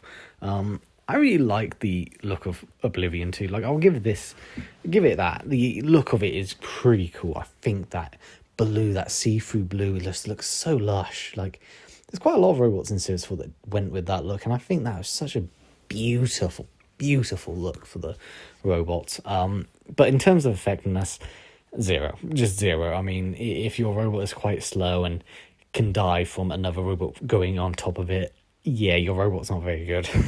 It's no wonder that next time they come in with what is it, Supernova, because yes, the Oblivion team are in fact the Supernova team. I know some people probably don't know that, but they are. I'm going to put it right here because I think the look of it is just really nice, and design wise it looks great. It looks like it would work. Unfortunately, effectiveness wise was just a big zero. Onslaught is next. Now, Onslaught was meant to be in the main competition, but unfortunately it had to withdraw because of technical problems. However, Onslaught does appear, and it appears in the Annihilator. It went all the way through to the final, which is perhaps the most famous Robot Wars battle you can imagine, in the sense that Razor versus Onslaught more or less became Razor versus Matilda. Razor just crushed and destroyed Matilda. It's still one of my favorite episodes of all time. I love that episode so much. I love that Annihilator so much. And Onslaught, was pretty tenacious in that Annihilator. Like, Onslaught really rocked it. The self-right mechanism was a brilliant adjustment, a brilliant addition to Onslaught. And I love the skull on the front. The skull logo on the front looks fantastic. Like, Onslaught truly was a magnificent robot. It's such a shame that we never got to see it in the main competition, because I wonder what it would have been like. It would have lost to Hypno-Disc, I'm guaranteeing that, but it's a shame we never saw that, because I think it would have been wonderful to see Onslaught in the heat with Hypno-Disc. It would have been wonderful to see that fight take place. But then again, if it got decimated, we wouldn't have seen it in the Annihilator, and the Annihilator is one of the greatest Robot Wars episodes of all time. That is just perfection, in my opinion. Onslaught goes in A tier. Like this is probably better than Mortis, in my opinion. Like, Onslaught was really, really good. It's a shame that it didn't work in the main competition, but side events, it rocked it, and it rocked it hard. It was quite good in the sumo as well. That's another thing. The sumo was really good in that. Up next is Overkill GTI, to be precise. Overkill GTI, I quite like the look of it. I quite like the little flippers as well. Effectiveness-wise, it was kind of not all there. Like, it could barely get underneath a robot. It could barely, fight back against Pack Attack and Smidsy. Its wheels were kind of exposed, which meant they could just get in underneath and just break the wheels. So yeah, it's not really in the effectiveness camp. But design-wise, I think Overkill does rock it. It's got that nice Perspex arm as well, so you can see the insides of the robot, which looks so nice. Yeah, massive improvement over the previous Overkill, but a downgrade to... Well, actually, no, it's not a downgrade. It's actually just a massive improvement. It's just a shame that it never got working. I don't think there's really a downgrade to it, actually. Better than the previous, but not as good as, what it could have been. I'm going to put you there. And up next, and speaking of the Overkill killer, it is Panic Attack. Panic Attack now looks like the Panic Attack we're going to see from this point onwards. The self-righter is this big panel on the front. The skirts around the sides, the big forks. This Panic Attack is gorgeous. The big spider on the front. Everything about Panic Attack is beautiful. I believe this is Panic Attack 2 as they call it. But no one ever called it Panic Attack 2. They just called it Panic Attack. Panic Attack just looks gorgeous. Absolutely gorgeous. It was very effective, even by Series 4. Like, this was the closest Panic Attack got to getting to the grand final again. It was that good. Probably wouldn't have won anything. Hypno-Disc would have torn it apart. Pussycat would have sliced it apart. Chaos 2 would have flipped it. But, to give it credit where credit due, it was very, very good. Panic Attack just was gorgeous. It was gorgeous. It was fantastic. It was sexy. It was mean. It was everything right with this Panic Attack. This is an S tier. This is a massive S tier, and I'm going to put it right up there above Gemini, not above Chaos 2 or Hypno-Disc, because I think those robots were just so much better. But Panic Attack, beautiful. Speaking of beautiful machines, Plunderbird 4. This is the best looking Plunderbird. All the other Plunderbirds are usually black or blue in the case of Plunderstorm and Plunderbird 1. But Plunderbird 4 was yellow, and this gorgeous amber yellow with this slight red at the sides and all that. This is the Plunderbird, which actually got quite a lot of appearances outside of Robots. It was on a TV show called Spaced, starring Simon Pegg. A lot of the time when thinking of Plunderbird, this was one of the Plunderbirds that popped into my mind. I used to love, drawing this version of Plunderbird. This Plunderbird is the best looking Plunderbird. Reliability wise, it wasn't the best. Plunderbird 4, it unfortunately couldn't self-right, so of course if it was flipped over it was game over, which was a shame. It did break down, I believe, in the tag team, but it still did pretty decently, so it wasn't like completely awful. And as much as I would love to rank this higher than it is, I can't put it in S tier. I just can't. But I do love the look of this Plunderbird. I think the ground scraping, ground clearance is fantastic. The little metal plate at the front, the claw, it's much more reliable than Plunderstorm and Plunderbird 1 for that matter. And it's definitely a step in the right direction. Color scheme wise, the color is beautiful. This is one of the most gorgeous looking robots ever, in my opinion. This robot just looks absolutely amazing. So yes, Plunderbird 4, I'm going to put an A tier. Maybe overinflating how good it actually is, but at the same time, I just think it was just so gorgeous, so great, and it's such a step in the right direction. It couldn't self-right. Obviously, it got flipped over quite a lot, and it did break down in the tag team, but who cares? This is just such a great robot. This is objective. There's no subjective in it, and this is an objective. Not always. The Predator is next. Now, the Predator looks like the Predator. I think the design is fantastic. I will give it that. The design is wonderful. It looks almost like a mini silver Sir Killertron in a way, which is quite funny to think about. But effectiveness-wise, this thing, I don't even know what it was meant to have done. I think it had a lifter at the front, but it got basically battered and sliced apart by Hypno-Disc, and the batteries were just torn off. Interestingly enough, the breastplate of the Predator was actually given to the Hypno-Disc team, and you can see this in the Ultimate Warrior DVD, which is quite cool to think about.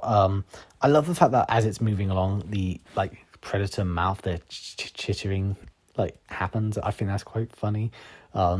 Very good design, very wonderful design, very creative design. This is like on par with like Banshee in my opinion. Effectiveness wise, we didn't really get much of it. It got annihilated. Although arguably it was annihilated after Razorblade, so Razorblade technically should have been the one that went out, but at the same time Predator was in no shape to come back. So, you know, Predator, I think the design is fantastic, but effectiveness wise we didn't really get much of it, which is a shame, because I do wonder if it would have been decent at the very least. It did look like it could have been, but it was against Hypno-Disc. It was dead. It was dead. Up next is Prize Fighter, and this is a massive step in the right direction for Prize Fighter. The previous Prize Fighter had a really awful design. It was massive ground clearance. The flipper couldn't even touch the ground. It had like weird look on it. This one's a much better robot. It's to the ground, you know, zero ground clearance. It has a nice little flipper flicker thing.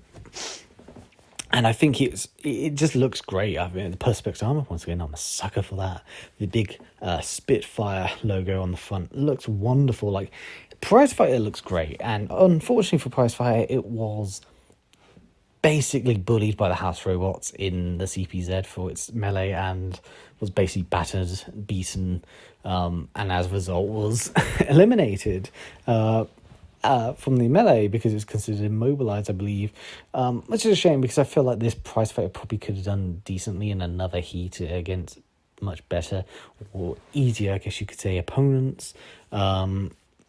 We know this, especially with Series 5, although then again, Series 5 was up against Thermidor and still beat Thermidor, so, you know, I don't know, like, I do wonder what would happen if Prize Fighter was in a much better circumstance. I think it would have been, I think if it had better luck, it would have been far better.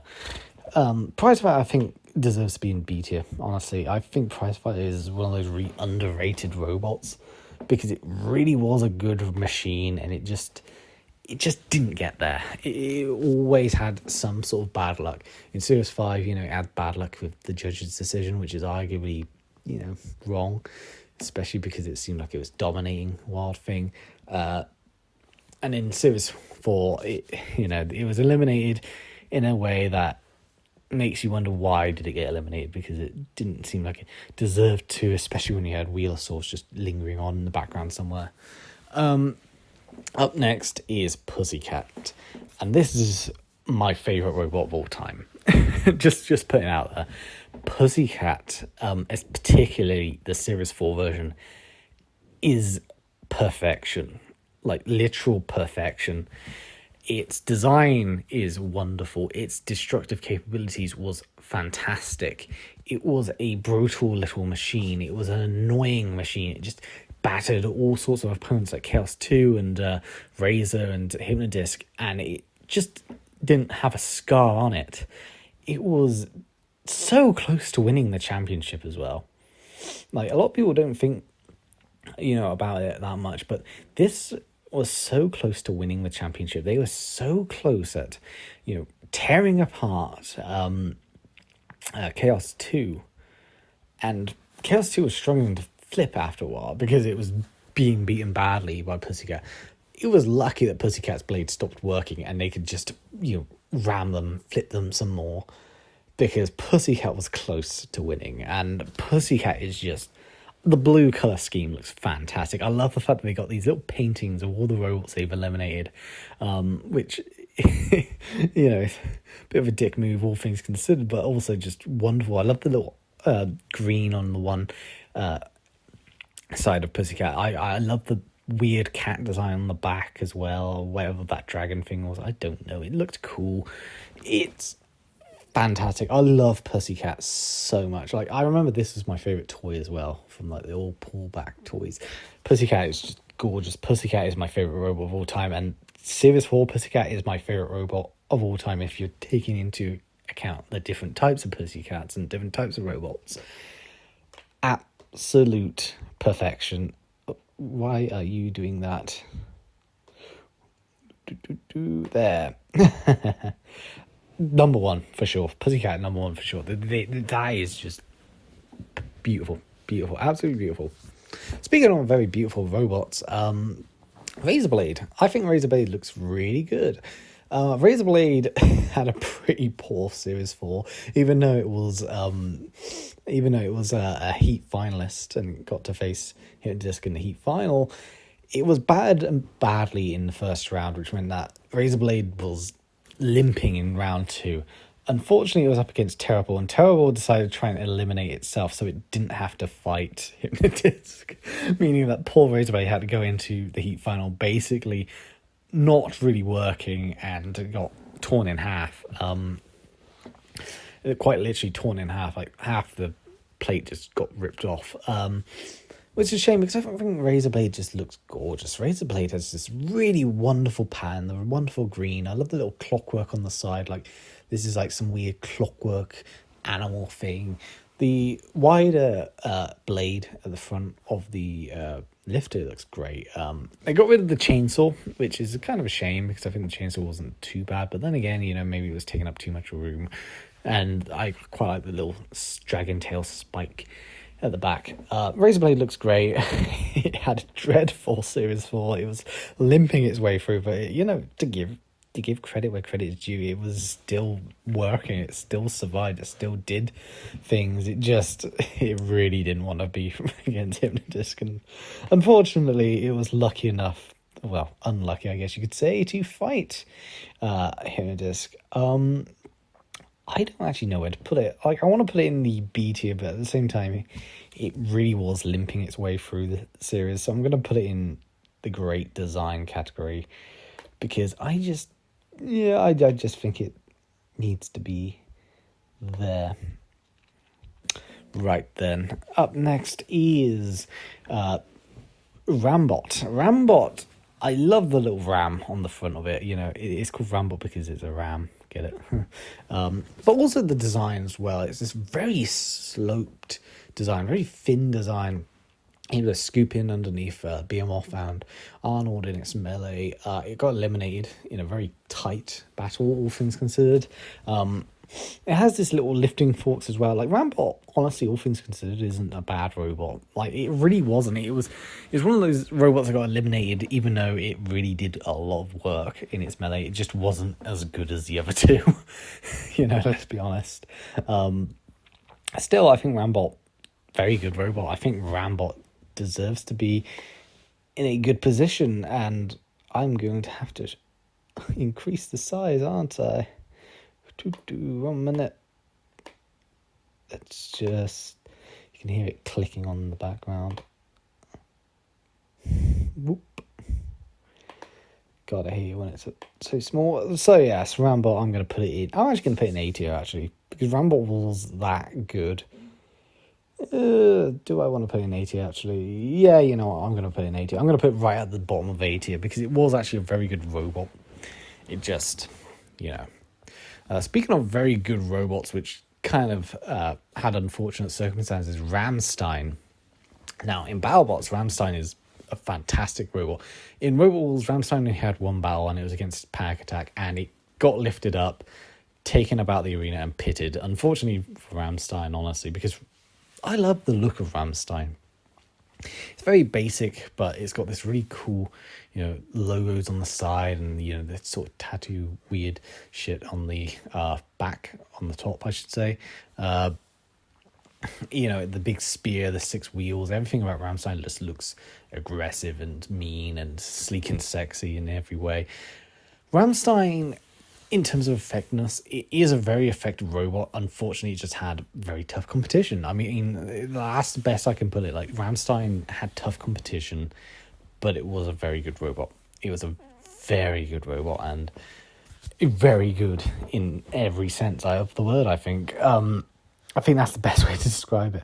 I'm going to put it in B tier, though, because I think whilst Ramstein is a good robot, it was, very easily taken out by Panic Attack. But nonetheless, I'm going to put it right here on the B tier because I think Ramstein is still very good. Up next is Razor. Now, you already know what I think of Razor. I think Razor is fantastic. One of the sexiest looking robots of all time across the globe. This thing is just beautiful. Absolute beauty. Series 4 was definitely a good year for Razor. It was unfortunately a drawn against Pussycat in its heat, which meant that, and quite infamously, to be fair, got torn to pieces by Pussycat. Pussycat just ripped apart the wheels, the sides, like Razor was torn to pieces. That's the most destruction Razor ever suffered. But in the Annihilator, Razor at first seemed to struggle quite a bit, but it was able to crush down on Behemoth. It actually crushed Behemoth from underneath, which is really impressive. Able to just destroy the likes of, Spawn of Scuttle and Vercingetorix. It was able to crush down on Onslaught quite a few times. It was, and we know in the heat that it destroyed Robo Chicken, Velociraptor, and Millennium Bug. Definitely Millennium Bug. Like, Razor was just brilliant in Series 4. Like, it might not have gone all the way. It might not have been able to get all the way, to be fair. And it was just a shame because I think Razor in Series 4 had that chance, but it was just up against, much tougher competition. Nonetheless, Razor, gorgeous, sleek, sexy, fantastic robot. One of my favorites of all time. And yes, I'm putting in S tier because I fucking love Razor. Reactor is next. Reactor is... I quite like the sort of big radioactive wheels on Reactor. I think that's quite funny. I love the little flicker at the front. I think Reactor looks great. Reactor in general isn't that bad of a robot. It's definitely a B tier robot, in my opinion. But it's a B tier robot which... It did well. That's the best I can say. It did well. Didn't do too well, obviously, so, it's got big wheels, which means that it's going to be taken out easily, but I think it did well. I think the design is great as well. Very unique and fun design. Decent robot. Reptyron next. Now, Reptyron lasted a couple of seconds before Pussycat sliced the mechanism at the front, which caused it to burst into a ball of flames. Reptyron, I love the brown sort of bronze look, the little bolts as well, you can see it there. I think Reptyron design wise is a very beautiful robot, but effectiveness wise, Reptyron, we didn't see much of it. That's the best I can say. We didn't see much of it, which is a shame because I think Reptyron is just, once again, it's a really beautiful looking robot. It just, had we seen a little bit more, I think I would have been able to rank it a little bit higher, but we didn't. Maybe I wouldn't have. Robo Chicken's next, and Robo Chicken is definitely a fan favorite. It's just such a goofy but fun robot, and it's a pretty good robot as well. This takes goofy jokebot robots and adds more to it. It makes it a bit more, of a threat. It's the same with Detonator, whilst it is a joke bot, it is a joke bot which manages to do really well and actually, make itself pretty formidable in its own right. The flipper and the axe combo makes it wonderfully unique. I love the fact that the head, pecks away opponents, and the flipper was pretty good. It had an unfortunate draw, things considered in Series 4. It drawn against Razor, but it survived quite well against Razor up until the very end where it broke down, but obviously so it's left with holes all over the place. Then there was round 2 when it faced Pussycat, and Pussycat just tore apart the chicken. There's no other way of describing it. Design wise, looks great. Effectiveness wise, it's pretty okay, actually, all things considered. It's not as good as later versions of Robo Chicken. I think later versions of Robo Chicken were far better. But this is definitely a very good robot. This is ironic because if you think about it, the other versions of Robo Chicken lost in the first round, and yet this one managed to, which is technically a weaker version, did better than them. I'm going to put in. I'm actually going to put in A tier. I think once again this is just a really good robot. It's not perfect, obviously, but it's close. It's close.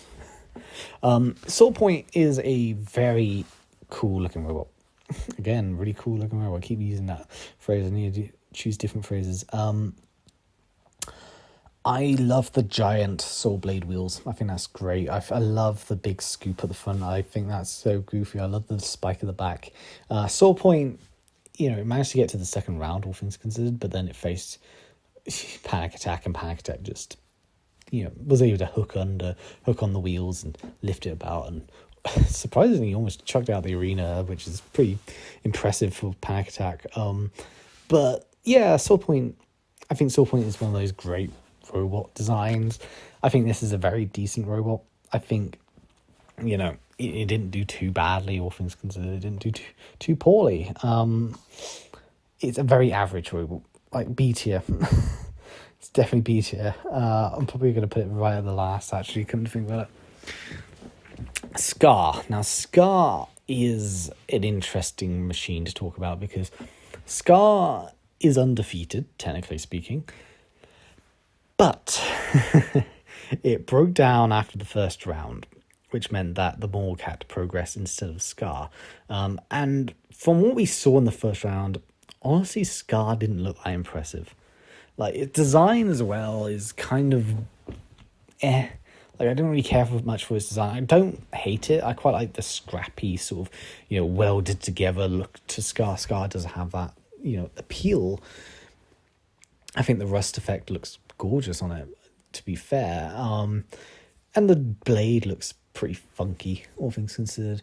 Design-wise, it's not too dreadful, but, it's not something to write home about. I think there are much better looking robots than Scar in terms of the scrappy look. Scar, in terms of effectiveness, didn't seem that effective, actually, to be fair. Like, it was flipped around by Firestorm all over the place by the in the melee, and it didn't seem to do any damage to Morgue. Despite the fact they were boasting that they could take on Hypno-Disc, this thing would have been destroyed by Hypno-Disc. Scar is one of those what ifs.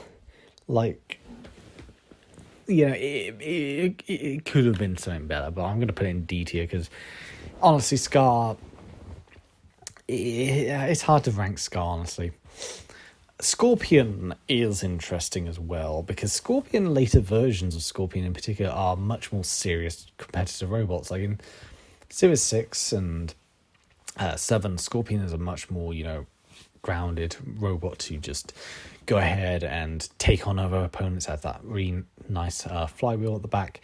Series 4 Scorpion, on the other hand, is clearly not there to be, taken seriously.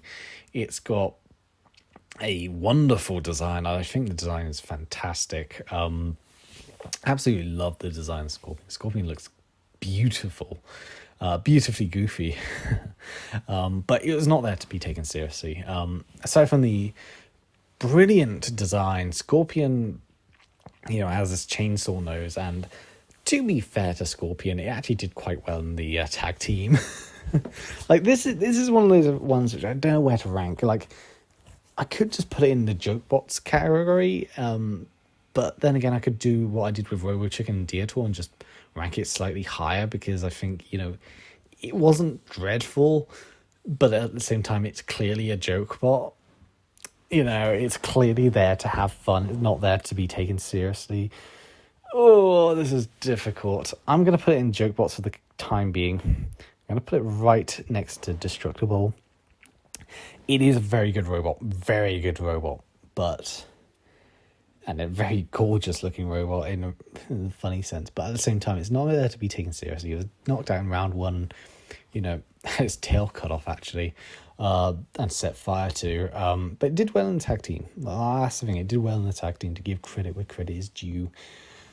Shadow of Napalm. Now, Shadow of Napalm, I remember when I was younger, I used to think, why did Napalm go back to Napalm? Like, Napalm sucks, Why didn't they just keep improving on Shadow of Napalm? And I do still wonder why they didn't just keep on improving with Shadow of Napalm. But at the same time, as I'm much older now, I can understand why they went back to Napalm. Because Shadow of Napalm, despite everything, it wasn't the most reliable. It wasn't the most effective robot. It's very slow. Design wise, I quite like the design and to an extent. I quite like the, orange look it has. I love the, little eyes at the top and the big, long nose, which serves as a flipper. I think that's very characteristic for the robot. I think, I get the intention for all this. Napalm was basically a big scrap heap with wheels and a funny little axe or chainsaw. This was a step where they wanted to try and take it into the next, form of evolution. Give it a flipper, but obviously the flipper was so slow and didn't really work that well. It was very baggy and it fell apart when it got axed to death by Dominator. Yeah, honestly, Shadow Napalm, mixed feelings overall. I'm going to put it in D tier. I'm going to put it in D tier. I'm going to put it right last because I think it's not F tier at all. Like I think the intentions are good and I think some of the design aspects are really good, but it's not brilliant. Sir Cromalot. Sir Cromalot is one of those robots which I'm going to have difficulty ranking because they're not there to be taken seriously.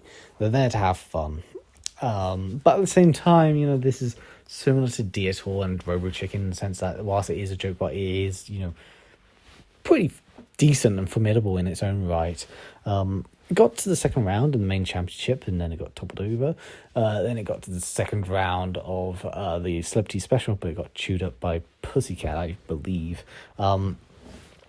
Silkromot is one of those robots that somehow survives battles by sheer luck. I think that is the best way of describing it.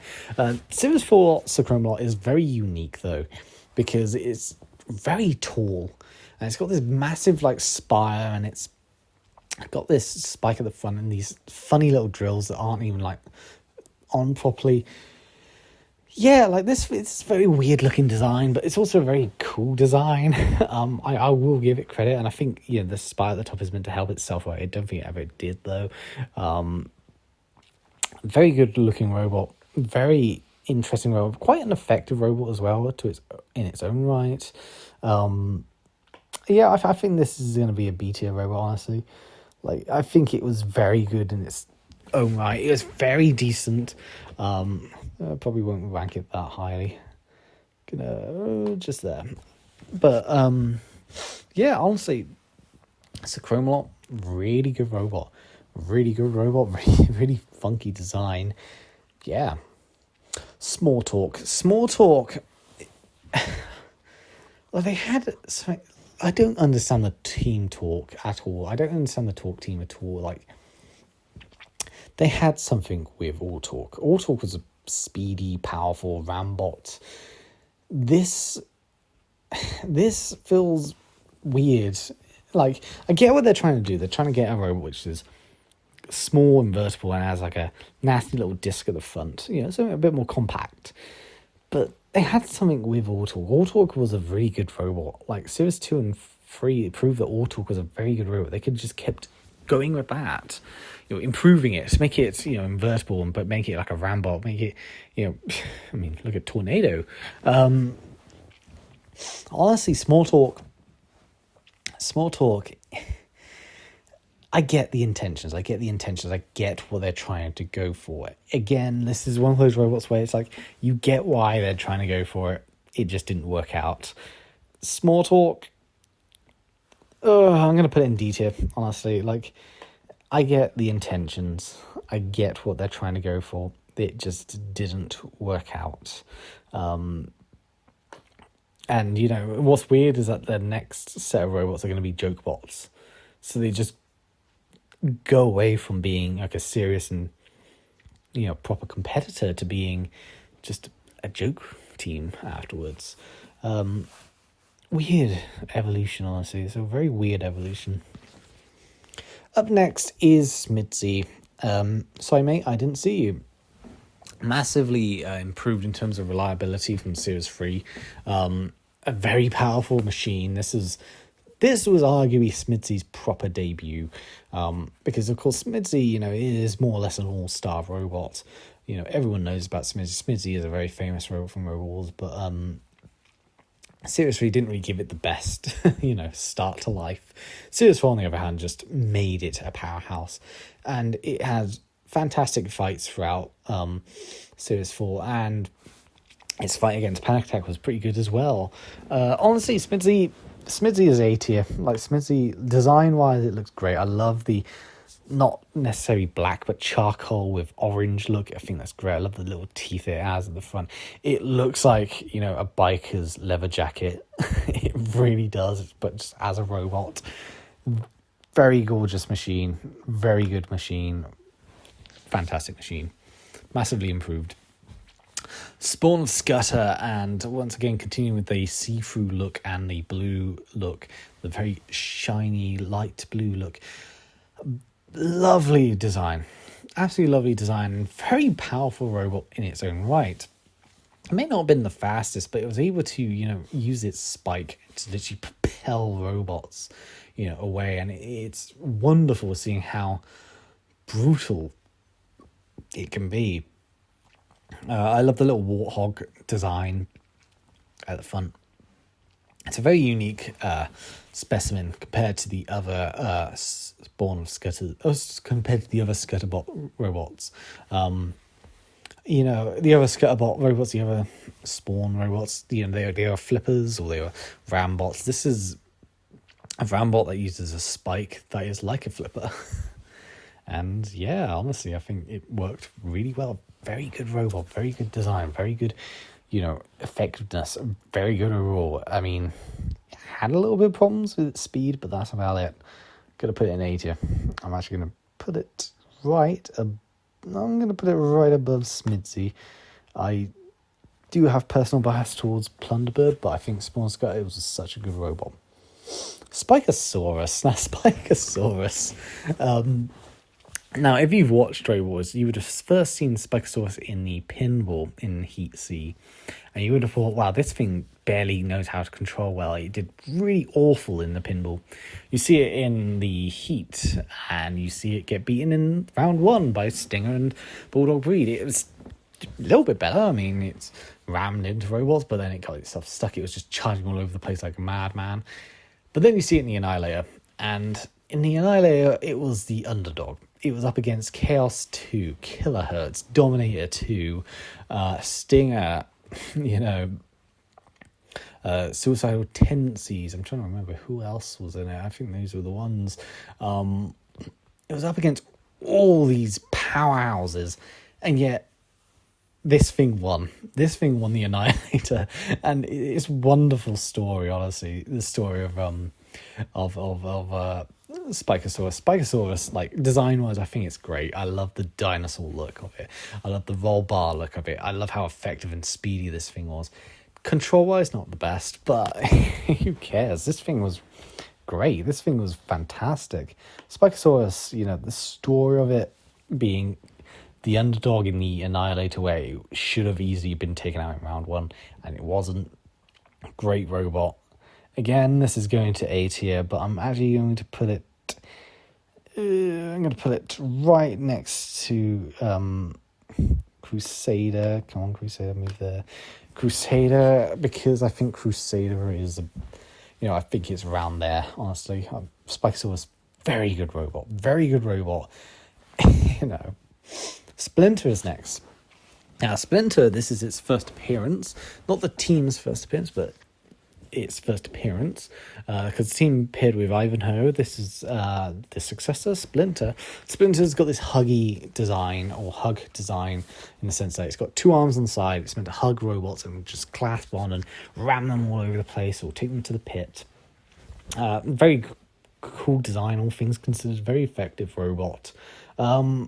Its armor wasn't very strong, and it did struggle a little bit in its heat. Like, it did, you know, have to get into the right position to tackle robots. You know, if it went straight in, it just didn't really get the best grasp, and it couldn't really get onto wider robots that well. Nonetheless, very good robot. I think Splinter's a decent robot overall.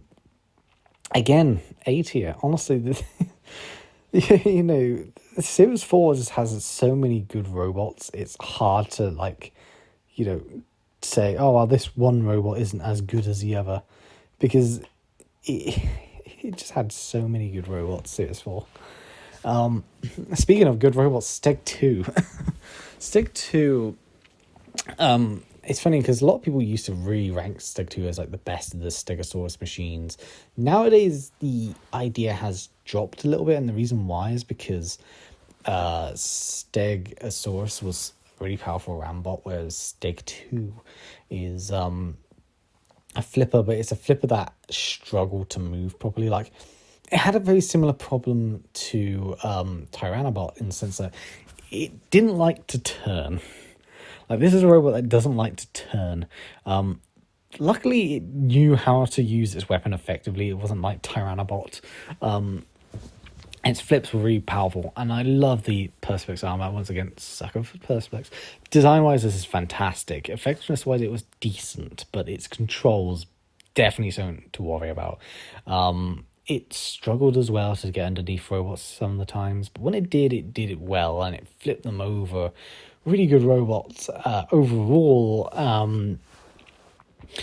It was definitely the sign that the Stegosaurus team was slowly starting to try and like improve their machines to adapt to the current atmosphere. You know, pre-Stegosaurus wants to adapt to the more, you know, spinners and flippers everywhere. So they made it invertible with a little cutting disc at the front, whereas this one was just big flipper to counteract all the flippers. You know, despite the problems, I think Stegosaurus does go into B tier. It's going to be a very high B tier. In fact, it's probably going to be right at the top, Steg 2. But the problem with Steg 2 is it was quite slow. It struggled to turn, and it struggled to really move about and be effective. Up next is Stinger. Stinger, as Craig Charles and quite a few people used to call it Stinger.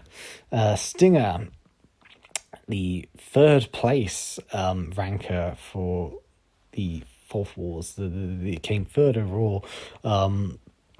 Stinger, I love the look of Stinger. You know, a lot of people don't really like the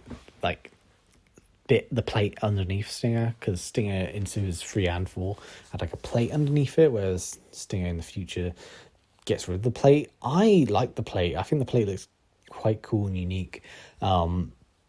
Stinger was a very powerful robot, spinning around, hitting robots. I think the design is fantastic. I think the effectiveness was really good. Stinger, great robot, S tier. Gonna put it right up there with the big leagues.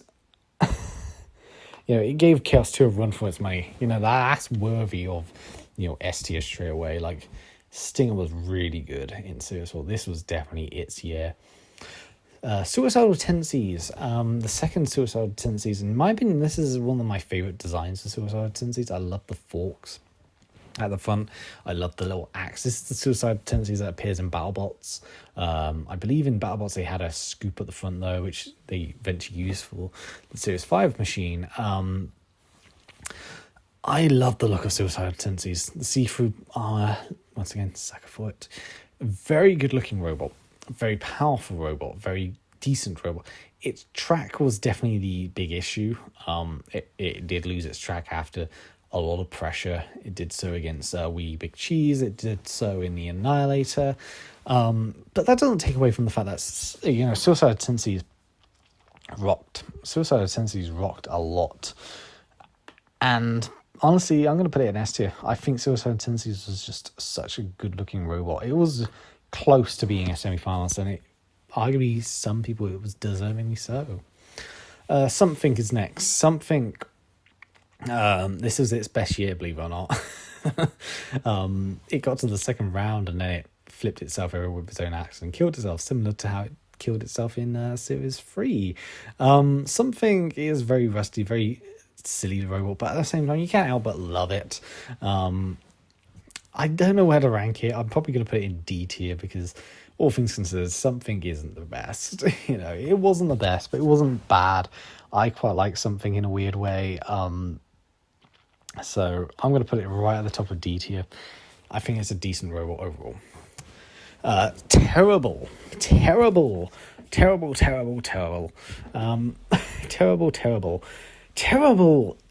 is one of those robots which makes me quite upset, because not in Series 4 necessarily, even though it did kill itself on purpose in Series 4 to avoid Hypno-Disc. But Also, what will happen in Series 6 when it returns, because in Series 6, it's like, it's one of those robots where it's like, you really want this to do well, and it is doing well, and then it just gets eliminated in the first round. And in Series 4, it did well as well. I think it was the one that delivered... No, it wasn't. It was VMAX that delivered the killing blow. Design-wise, fantastic robot. I think the bull, being the lifter, is great. I think it's a very cool-looking design. It looks like, the animal design is really, present on it. The pun is also pretty funny. Terrible, get it? Yeah, honestly, Terrible is a decent robot. It's going to go in B tier though, because it's, wish we saw more of it, I'll be honest. Up next is definitely a candidate for great design, but ineffective. And that's the creature. The creature is slow. It was very slow. It looks like Matilda in a weird way. It's got the same sort of like design as Matilda, just the top armor is, instead of being this purple like warthog design, is this really wonderfully made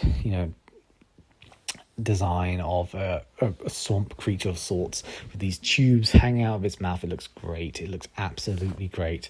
I love the look of the creature. The creature, if it was much more effective, it would be certainly higher tier, but this is as good as we're going to get it for the time being.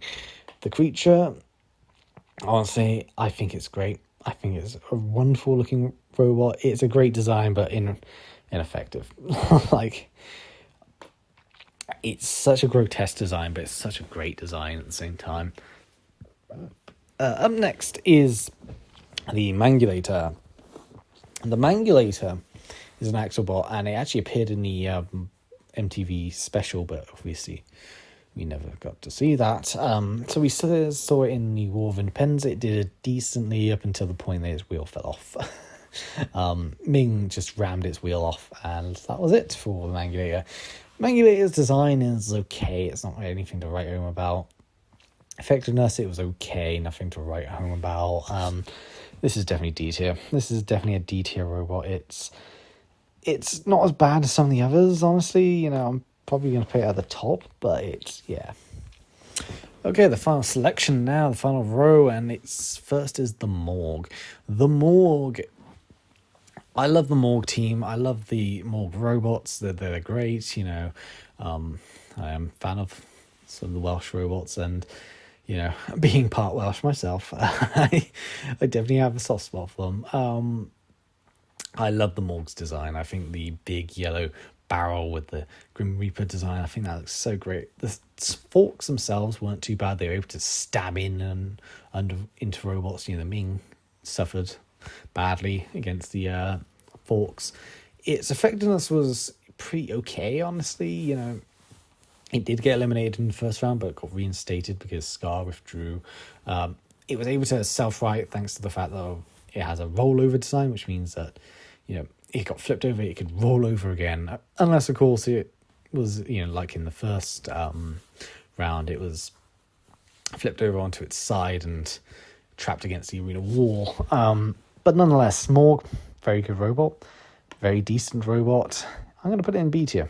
I think it's not as good as some of the others, but it's it's up there. It's up there. Speaking of really good robots, Thermidor. What a massive improvement, Thermidor. Thermidor in Series 3 was just a lobster. Yeah, let's be honest, it's just a lobster. It was a lobster with claws and a spike at the front. I mean, its design was great, but there was nothing else to write home about. Thermidor 2, on the other hand, they kept the lobster design, but they've added a flipper, and the flipper is wonderful. Design-wise, fantastic. I love the fact that the claws and the flipper looks very animalistic, even the back, being quite prolonged as well. The big wheels, everything about Thermidor is very memorable. I'm surprised Thermidor never had any toy released of it. I've just realised Thermidor is one of those robots which you think would be easy to make a toy of, even if it was just a mini bot. But we never got that. It's a shame, because I think Thermidor looks great. Thermidor, I'm actually going to put Thermidor in S tier. I love it that much. I think Thermidor is just such a gorgeous robot. Everything I love about machines, I love about robots and robots, Thermidor definitely encapsulates that. It's one of my favourite flippers of all time. I do think later versions of Thermidor are slightly better, but at the same time, this is such a great step in the right direction. The Steel Avenger is next. Steel Avenger has changed a little bit. It's no longer just a big metal robot with an axe, interchangeable axe. It's now just got a simple bladed axe, and it's got see-through perspex on top, which looks great. I think that looks wonderful. It's got the feather duster as well. Everything about Steel Avenger looks great. This is a massive improvement. I think this is also the first time they had the little self-righting spikes as well, because Detonator flipped them in the last series and they couldn't self-right. This time they got something to self-right with. Great design. I don't know what else to say. I think it's just such a great design, such a massive improvement from the previous series. I think it looks great. It looks great. It was great in its series. It got to the Heat final, lost to Wild Thing. Understandably so. Wild Thing was just boisterous, but still, very good robot. Worthy of A tier, and I'm just going to put it right there. My personal bias towards Plunderable 4 is still showing. Tiberius is next. Tiberius, design-wise, obviously we know that Tiberius in the future will look much better. This is obviously a start, I guess you could say. It's not the prettiest looking, honestly. It's very weird, honestly. But effectiveness-wise, Tiberius wasn't too bad. It was able to get underneath robots. It was able to get underneath Mousetrap in particular. It was able to crush down a Mousetrap. It lost to Little Fly because it basically got stuck in forward motion, slammed into the arena wall, and just couldn't move from there. Which is a shame because I think Tiberius could have done a little bit better. But nonetheless, Tiberius is, in my opinion, an effective but poor design. I don't like the look of it, to be fair, but I think it was a very effective robot, and it's a step forwards, I guess. We're going to see how good it is later on. We get the intention, we get what it's trying to be. It just wasn't all there. Tornado, this is its debut series. Tornado used to be one of the most controversial robots of all time. Nowadays people don't really care, but Tornado, I am more of a fan of the later versions of Tornado, but Series 4 Tornado is still very good. I think the spikes are great. I think the design is great. Everything about Tornado. This is Rambot perfection. Like, this is how you make a Rambot. This right here. This is, if you're creating a robot and you want to create a Rambot to just charge about and slam into other robots, Tornado from Series 4 is a very good, direction to go for. Which is weird because you think about it, a lot of other robots seem to struggle when it comes to creating a Rambot. Like, they ever go too slow, they create a robot which has reliability problems, I should say. Tornado didn't really have that. I mean, it did break down after a few flips from Gemini, but it still managed to take out the one Gemini bot and still perform excellent. Speedy, vicious, aggressive, and I will be honest, Chaos 2's out of the arena of throwing Tornado out of the arena is one of my favorite out of the arenas ever. Like, just the way it flew out and hit the camera and slams back down, it looks so great on TV. Tornado is S tier. It's not as good as Panic Attack and the ones above it, but it's still up there. VMAX is next. VMAX it looks like it's one of those Cassius clones. It's it looks like Cassius, it acts like Cassius in a way. It's not necessarily like Cassius, actually, to be fair, because it doesn't bounce up and down. Had a very good flipper. Its design is somewhat uninspired. It's big orange robot with a big yellow V and blue text with Max. And like I said, it's basically a Cassius clone. It did quite well, to be fair, to give credit where credit due. It did very well. It was brought in because Onslaught had to withdraw, which was a shame. But VMAX, very good robot. It lost to Hypno-Disc in very brutal display. Like, Hypno-Disc tore this thing apart. Not as badly as it did with with Splinter, but it was probably the second most brutal of the Hypno-Disc like slaughterhouse of Series 4, in my opinion. Like, there was nothing left of poor VMAX. I'm going to put it in the effective but poor design. Like, again, this is a robot which, you know, it's not too dreadful in design-wise, but it's very uninspired, very basic. Velocirip, on the other hand, is a robot which looks very good, but wasn't very effective. The problem with Velocirip was that it spent most of its time running away from the fight, and occasionally, like, getting a jab in, as Razor was dealing with Robo Chicken. But as soon as Razor got a grab on Velociripper, it killed Velociripper off. It killed Velociripper off, and Robo Chicken survived, only to then die seconds later from another attack from Razor. Design-wise, I think Velociripper looked great. Effectiveness-wise, not so much. Velociripper, it's going to go into great design, but not effective, in my opinion. It's a very good looking robot. I love the raptor head look of it. And obviously, we do see this thing later on with Mighty Mouse, which is just another great looking robot. But yeah. Up next is Vercingetorix, and Vercingetorix is pretty much Commangetorix. But obviously, it's still using the Vercingetorix name at this point. Vercingetorix, like I said, this is basically Commangetorix. This is the first Commangetorix. This was a massive step up from the previous Vercingetorix. The other Vercingetorix is it didn't really do much, and it died very easy. Now, Vercingetorix may not be the most reliable, but it still did a lot more. Its lifter was great, its axe was great. Everything about this Vercingetorix was a step in the right direction. Of course, Commangetorix is the one that comes afterwards, and that one's a million times better. Nonetheless, Vercingetorix, I think, still did a decent enough job. It deserves recognition, and I'm going to put it in B tier. And once again, and that's another thing, actually, I really love the blue design of Vercingetorix, the sort of cloudy blue look on top of it. I think that looks so gorgeous. Warhog is next. Warhog is a very damaging robot. Its design looks really vicious, looks really tough, it looks wonderful. It's got this army camouflage, which is Warthog on the front. Unfortunately, Warhog is unreliable as fuck. It literally cannot do anything without just dying immediately. Warhog is a good example of a robot which never seemed to work, and it's a shame because it probably would have been very deadly. It did work in Series 6, to be fair, but it was, by that point, it was just bullied about by other robots, and no one gave a shit. Series 5 was embarrassing, though.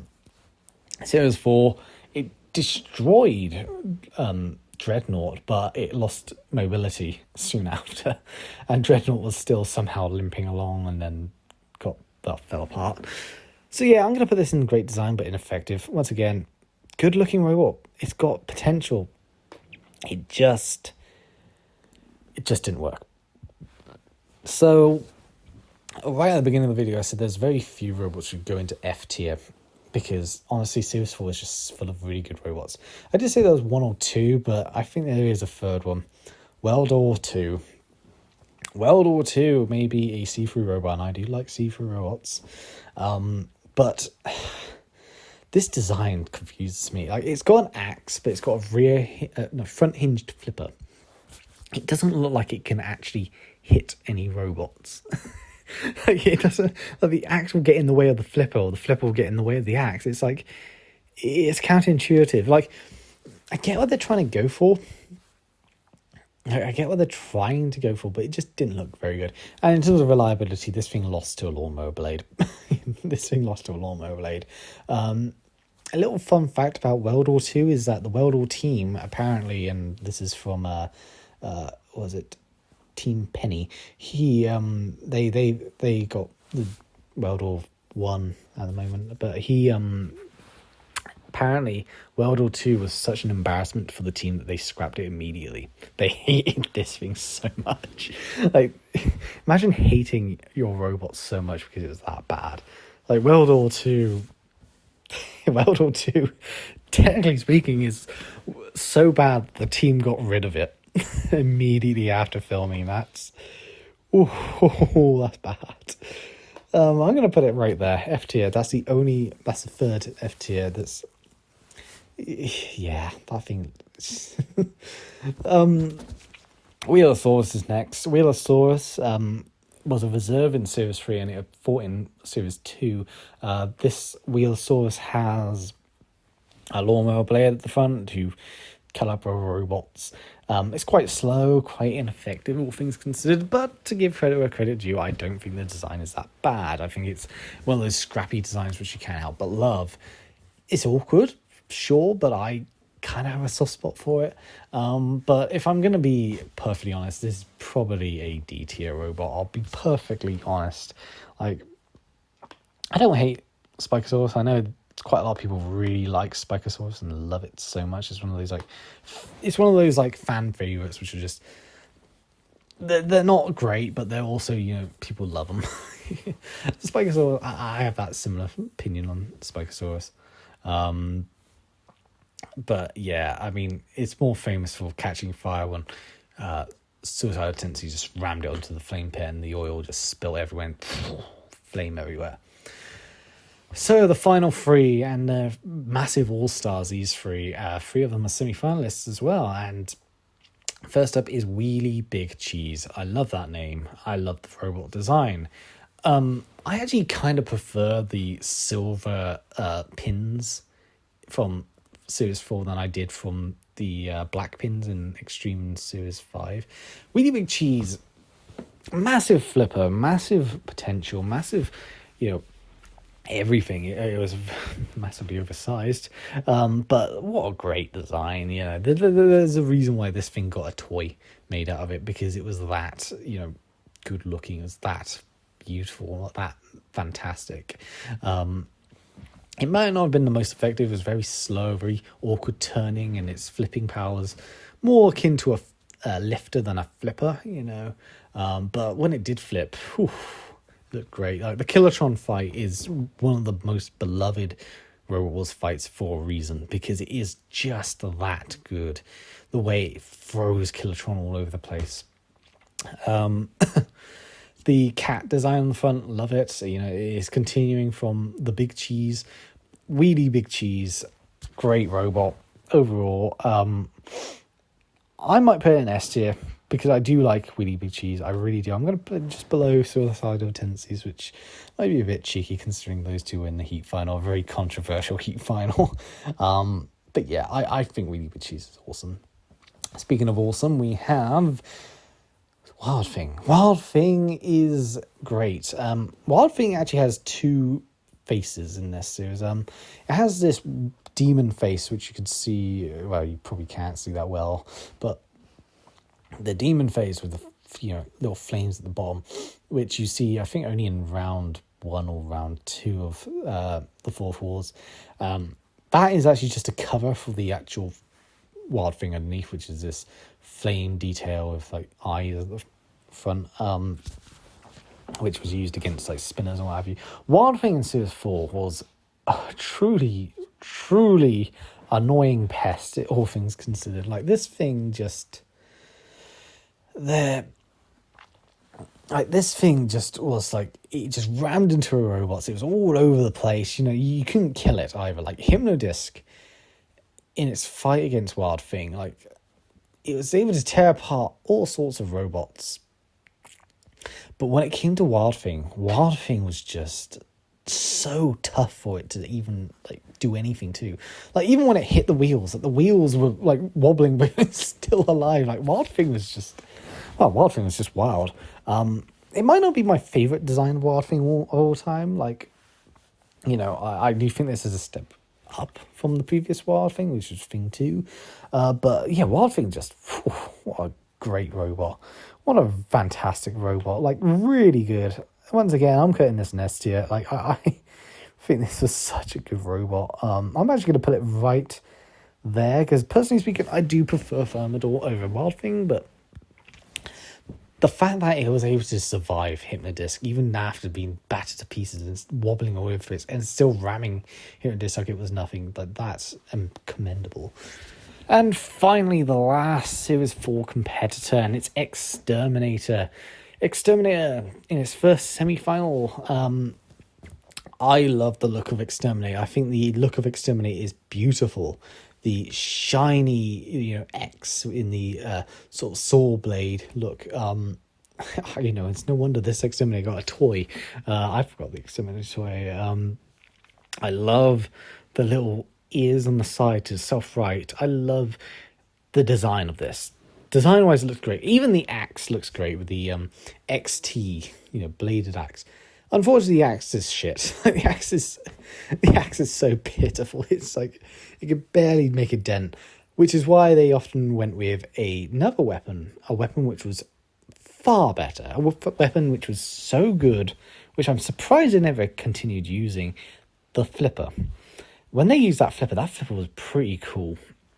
Able to hold off against Behemoth, and Behemoth, struggled a bit with Exterminator. Especially with that little flipper. The flipper was just a really powerful thing. The axe, not so much, but who cares? Even though the axe is technically its main weapon, the flipper really made it one of its own. Like, the flipper really is great. So Exterminator in a way has like two sides to it. It has the axe, which isn't very good, but the axe is also visually very cool looking. I think the axe is visually beautiful, but at the same time you have the flipper, which is really good and also visually beautiful. When it's on the front of it, it looks great. I'm honestly, it's quite funny because the Exterminator toys, they have the mini-bot which has the flipper, and it has the big pullback which has the axe, which is quite funny. Gorgeous design, gorgeous looking robot, fantastic in terms of performance. Honestly, Exterminator, I'm going to put it in, I don't want to put it in S tier because it's not like S tier necessarily, but it is sort of getting there. I'm actually going to put it in A tier. I'm going to put it right at the top of A tier. So I think, the problem with Series 4 is that it has so many great robots. And I think you can kind of tell that the top rows have a lot of robots. But then again, Series 4 is just a fantastic series. Like, every robot in their own way is unique and fun. Like, even the weaker robots, even the F tier robots, like, there's at least something positive I can say about them. The joke bots are great as well, but when it comes to the best of the best, Pussycat, 100%. Hypno-Disc, the best version of Hypno-Disc, the best version of Chaos 2, in fact, the best version of Stinger, the best version, arguably, of Panic Attack. Razor, not necessarily the best version, but still really, really good robot. And it's like getting closer to gold, and of course it will get gold in Series 5. The A tier robots have all sorts of great robots. There's just like one massive flaw that makes them, unable to get into the S tier ranking. Honestly, Series 4 is just too good. It's just too good. Imagine that being a criticism. It's too damn good. Series 4 is the best Robot series. Like, if you are going to watch any Robot series, or if you're new to Robot, Series 4 is the one to go to. This is the best series. Every episode is decent in its own right. Like, even the weaker ones like Heat C or Heat P, there is still something great about it. There's still greatness there, whether it's Firestorm or Hypno-Disc. It's fantastic. And the Annihilators are some of the greatest episodes in Robo Wars history, as is the grand final and the semi-finals. Just like, Series 4 is just beautiful. Series 4 is a fantastic series. The best by a long shot, the greatest Robo Wars series of all time. and it has some of the best selection of robots. Like, honestly, this is like really the peak, in my opinion, of robots, which is a real shame because when it comes to Series 5, we're going to see a lot of them go into like the F and D tiers, which is a real shame because Series 4 was just so damn good. Oh, hope you enjoyed this very long tier list ranking of the Series 4 competitors of Robot Wars, and I'll see you next time.